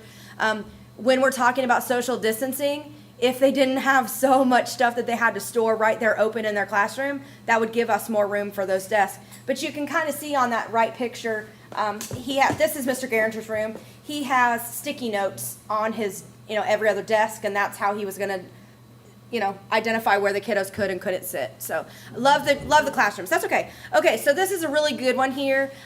The picture on the left, we got new doors when the gymnasium project was going on, 3.5 years ago or so. Those doors are awesome. With that being said, next month when I bring, or whenever I bring the high school's photos, you're gonna see that there are some things already on those new doors that just need to be wiped off or taken care of. But the picture on the right shows us a door that does not function correctly. And if it is locked and a kid tries to go out in a fire, the door doesn't always open.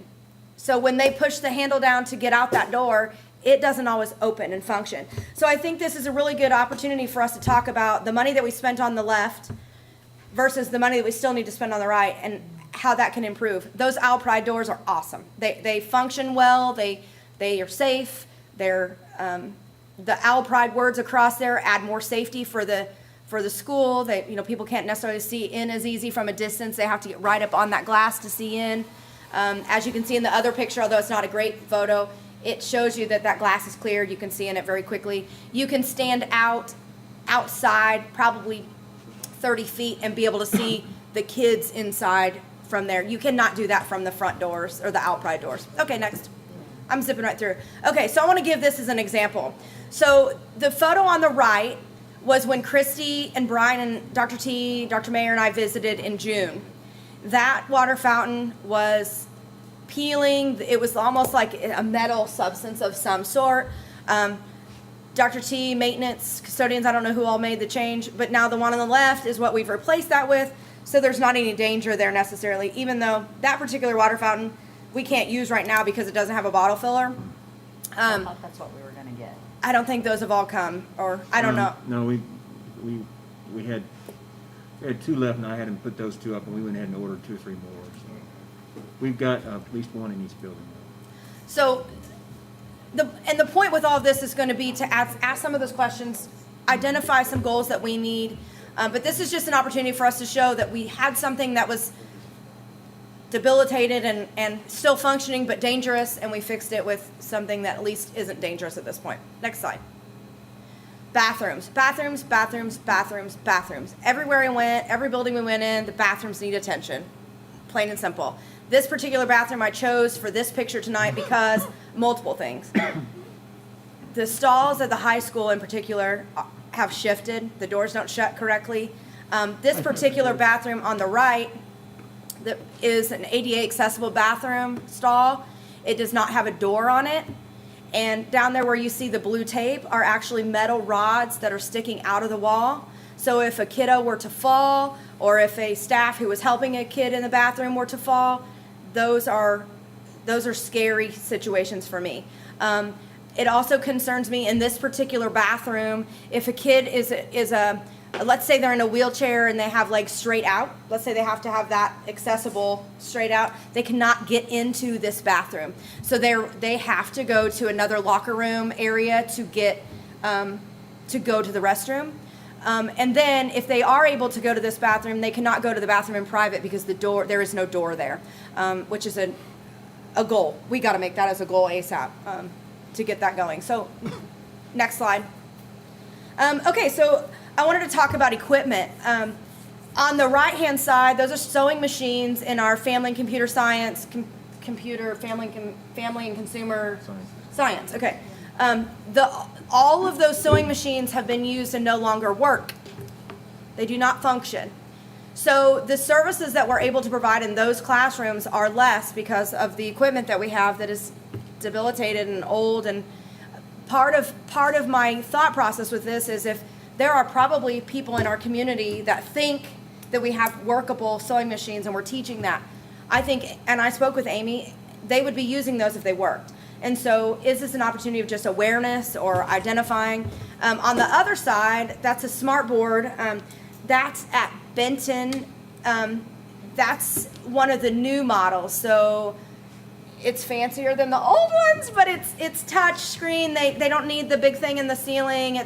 It's way fancier than the others. And when we were there in June, that wasn't on the wall. But when I went back in August, it was there and ready to go. And they were actually having a training on it when I was there. So that's very cool. It just came out of the box. What'd you say? It was just out of the box. Actually, they transferred that from Northwest over to Benton. So it wasn't. They do have some, though, that are just out of the box. But so on the right side, the high school was built with walls that, Modular. yeah, they move, I guess. But so Not what's... real easily, but they move. And so over time, we've put this trim in here that's not even, the walls aren't even, and so I just use this as an example. The other side on the left is a hinge that's still in the floor at Beaker. So when kiddos are going through there, I was thinking immediately about kids with flip-flop kind of open-toed shoes on and things like that we allow, and just safety things that we will be able to talk about as we start to make these goals and we see things in the buildings. Keep going. We'll zip right through this. Okay. So we do still have some services and some things that are in trailers. Every trailer, every wooden ramp, there is one wooden ramp that does not have a loose board on it. I have looked at every single one of them, and that is a brand new ramp that was built on the south trailer of Beaker. It's a beautiful new wooden ramp. We have a teacher at Benton that walks on his boards to go into his room, and the boards literally shift and move as he walks across them. And then the underpinning of the trailers, I think that's a no-win, windy, blah, blah. Every trailer we have has underpinning issues. And so again, I think that's just an opportunity for us to talk about what's in the trailer, what's not in the trailer, do we need it, do we not? That's okay, go back. And so that's what these two slides are about, is just outside facilities and what they look like and how we need to improve or get rid of. Okay, this is, so on the right, I want to use this as a positive. So those feet, God love her, she was standing there. I said, I'm sorry, I'm not going to get your feet. Oh, wait, I did. This is new employee training day. Our newest Marshall Owls were in this room when I took this picture. We need, this is how we set them up. This is their first feeling of our buildings. This is where they came first. This is what we showed them first. Granted, I know they'd seen their rooms and things, but this is where we trained them first. That's a big deal to me. I think that this sets up what we do, who we are. That is our face. The other side is a sidewalk. You can go across the district and find a sidewalk like that, but we've got to find some importance in our sidewalks. We had our parking lot, our high school needs a massive amount of work. And so this is just going to set us up. This picture is going to set us up for us to see some of those things. Dr. T covered a little bit about that up top tonight. The sidewalk, as I drove in, I noticed that peeling away up there. Is that the old carpet at the That's high school carpet, Harry. Yes, you've walked on that probably. Only in the band room. Yeah. Okay, next slide. So what's next? Set goals for individual buildings, strategic plan process directed by the board, and that's truly just for facilities. So over the next few months, I will bring photos of each building individually. I want it to be very brief, and then we'll share more. But I want to have talking points about each building specifically, have the principals here so that we can make it very positive. I don't want this to be something negative. I think this is something that we can lay the groundwork. We can be transparent with our community. This is what we have. This is what we need. It's an opportunity for Dr. T to be able to come to us and say, I do not have enough employees to do the things that you're making as goals. And it's an opportunity for Dr. Mayer and Dr. T to both go, we don't have the money to do what you think we need to be doing. And so it's just an opportunity for us to be transparent and really see what's happening in those buildings. And I think it's important for us to move forward month to month with those buildings and their pictures. I have one more picture that I want to show tonight. Sorry, Brian, it's real simple. Can you get to that picture I emailed you? So this picture that I went to many classrooms, I went to many hallways, whatever. And one of the classrooms, I couldn't help but, and I didn't put it in my presentation because I hadn't talked to the teacher yet to ask if it was okay if I used and told this story. Did you? I'm sorry. You're okay. I didn't give you any notice there. Is this going back to The airplane. email? You better cover it up. You can email it again to her? Cover it up. I emailed it today. She shouldn't have too many emails, It's right maybe. here. Yes, this is good. Here it is. She's Oh, got it. I can read your chest. Mr. Broad. Okay, so these are sticky notes that have been made into airplanes and thrown to the ceiling. And when school got out in March, the teacher begged, please do not take these down. And so I specifically asked, like, tell me the story.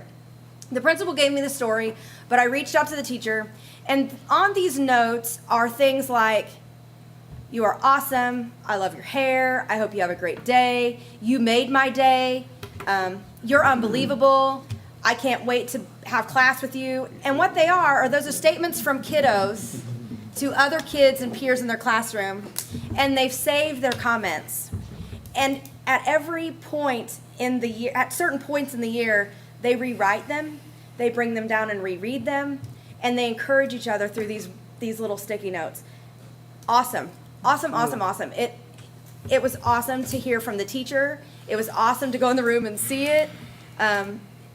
Probably everybody in the room could pick out whose room it is. It's totally out of the box, and John Makings gave me permission to tell. I really appreciate, especially this year, I really appreciate a teacher taking time to give the students an opportunity to say something great about somebody else, because they're not hearing it enough. And I thought it meant so much to him that it didn't get taken down through the summer to stay, so those kids, when they came back to his room, they were able to reread what they left off with in March. And so I think it was just outstanding. It's such a small gesture, but so awesome. So I look forward to sharing pictures and working with the principals as the months come forward, and the board to set a plan for what's ahead and how are we going to do it. So that's that. Blow up the trailers. No, well. move How's it out going, of Matt? trailers at least. Okay, next up, we've got the approval of the updated Great Circle MOU. So I admit, I would like to have some explanation about it. Great Circle contacted me and let me know that there was an error made when calculating the salary and benefits in the original MOU.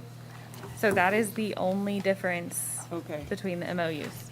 okay. And it is their set-aside title funds, so it has no impact on us. It just impacts how they can spend the rest of their title funds.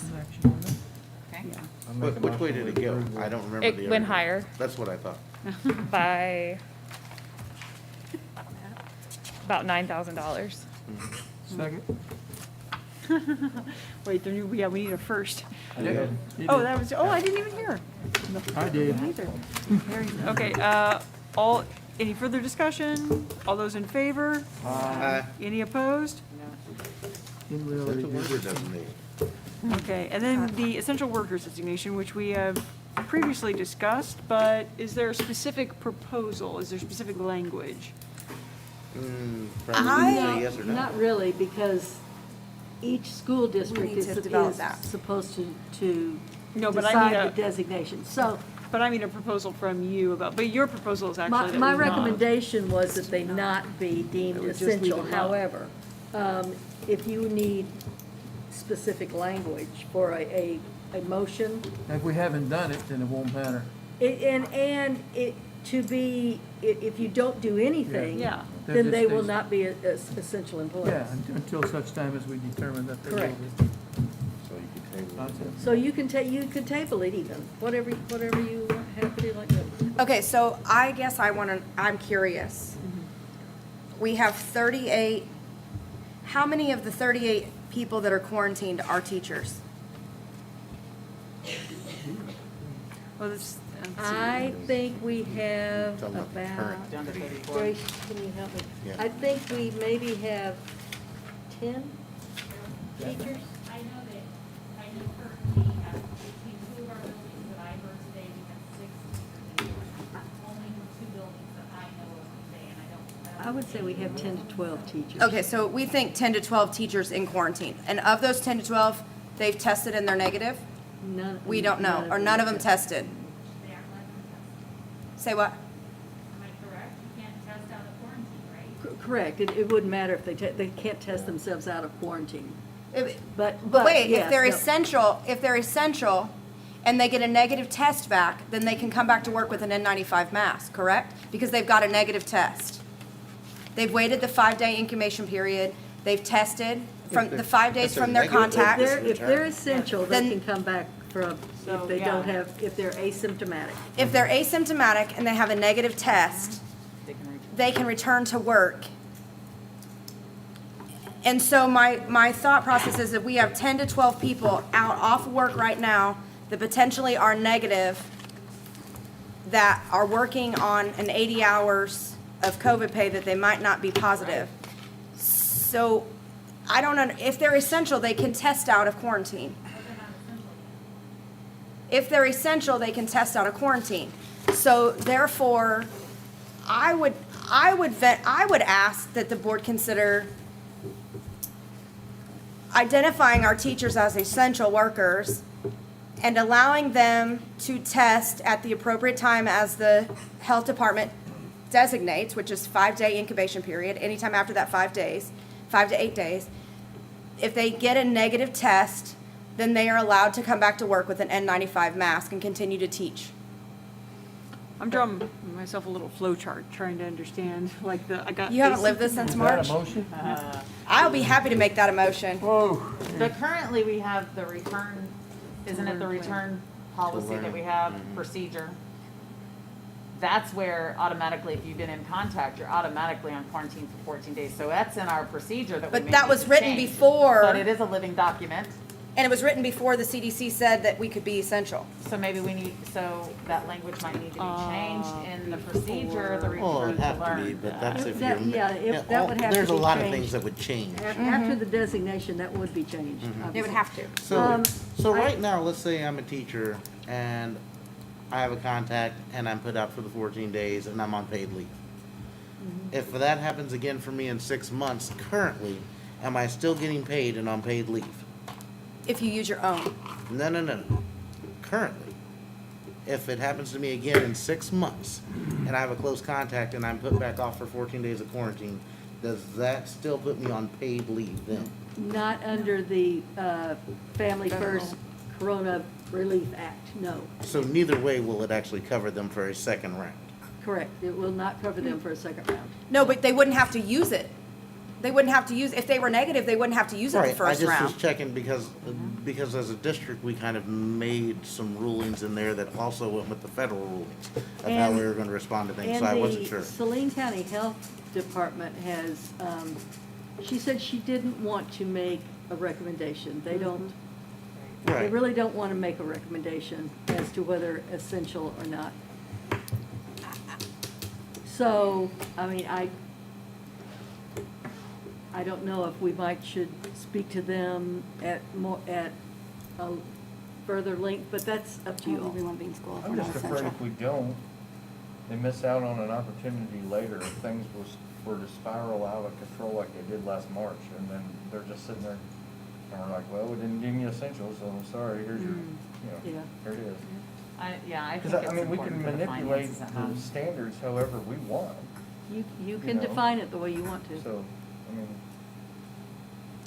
What will this do, so if we decide that they're essential workers tonight, what will that do to the return to learn plan?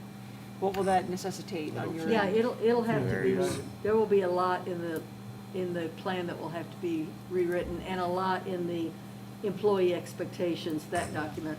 And so then, now I want to recognize you, Ms. Coslet. What do you, would CTA want to reassess where you guys stand on Well, of course they things? would. Yeah, We would like to be part of the conversation, yeah, I mean, I don't wanna make a statement now. because, yeah, you can't speak for everybody, yeah. How about we table this till the special meeting that we're looking at having in 2 weeks, and we give the CTA a chance to kind of chat amongst themselves a little bit? Yeah. Contact the health department, Yeah. and then we can make that recommendation in 2 weeks? I agree. And with that though, So I'll make that as a motion? Ah, tabling. I'll well, I'd second like to talk still. You sure As can. soon as you do that, I would like to still open it up for discussion. It still comes to discussion. Thing too. So when we get to discussion, so also with the essential workers, Dr. Mary, you were saying all employees, not just teachers, correct? So Correct. we need to make sure that all of that is, so that means we're gonna have discussion, about not just teachers, and so she's just gonna be representing the CTA, so. Right. That's a good So point. maybe there's supervisors or admins over those other workers. Fairness classified. Yeah, all your classifieds, that we have that discussion too. Okay, I have another food for thought. If we're paying, if we're paying people for 2 weeks off on this COVID pay, this is not extra money that the district or the employer is receiving. This is money that the government says you will pay. So you are virtually doubling, you're actually giving them 2 extra weeks off. So from a budget standpoint, if you don't say they're essential and let them come back on a negative, then you are hitting your budget. And you don't have to do that. So we've already been cut $1 million because of COVID. And now we're willing to put in, how many employees do you have? 350. 350 times 80 and their pay. We're willing to do that for a negative? I'm certainly willing to. I'm just being devil's advocate, honestly. No, totally. I would be interested in hearing what the staff have to say about it, because they're the ones who have to live with it. So, and it may turn out that what they care about is the bottom line. It may turn out that they are 50-50 split, just like last time, and it's gonna come down to us. Repeat the motion, Linda. So we got, yeah, Harry seconded the motion to table. So it's, let me state where we're at. Yeah, can Yeah, we read the motion back? Well, yeah, Brian just I'm went just to making a table motion it. that we table it until our next meeting, which would be hopefully the 2-week Second. meeting that we're looking at having. And we got a second, and I just want to restate what we're talking about. We're talking about getting more input from CTA, from building level admin, so that we get full picture of what the staff have to say, and a sense of what the return to learn plan would, how this would affect it. And we hope our numbers stay good for the next 2 weeks. Well, that as well. Call a question? All those in favor of tabling the decision about naming the essential workers designation, vote with aye. Aye. Aye. All those opposed? Aye. I'm gonna get my Okay, we phone. got two. That's So are we setting a date for this special meeting right now? Well, we can, but it might depend on when we can get information back. But Well, we we're could. gonna have to have one anyway In the meantime, so we we- might as well just say. Might In as the well go meantime, ahead we and set say- ourselves And up to have to everybody's change just gotta policies have that it. people are gonna have to live with. They're just gonna have a deadline. It's a bad idea. So, I mean, that's fine. That's why I got my calendar We have out. to have one in 2 weeks again? We were For talking the about the turf turf. stuff. Because we So have the 30 days 6th. to accept or reject the current sod bid, not turf, excuse me. The 6th of October. Is everybody available the That's 6th of Tuesday. October? That is a Tuesday in exactly 2 weeks, the Can- 6th of October. Can we do it at 5 instead of 6? I No. can. No, Matt We can't can't. get here by then. Oh, okay. No. 5:30, Matt? Is that No, reasonable? 6 o'clock. 6 o'clock. I mean, I'm sorry, I mean, I give up You're one good. night every 2 weeks if we have to have a special meeting every 2 weeks, but I can't give up 5 o'clock. That's okay. All right. It's gotta be 6. Hey, Matt, Or you can, I- and you can call in too, if you like. No, I wanna be I here. thought he was talking about work. Yeah, yeah. Then, The 6th.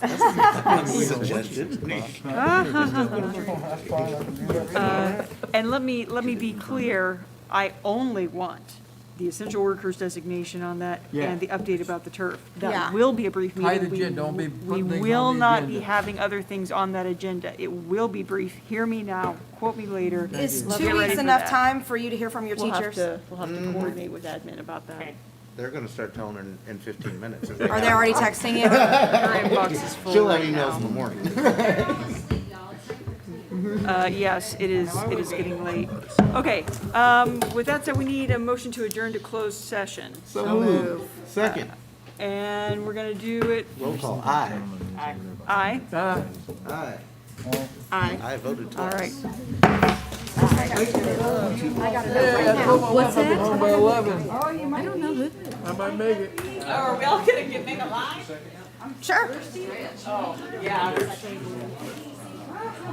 I've been waiting for like. I don't like sputum, so that's why I was like, eh. So, My phone went dead.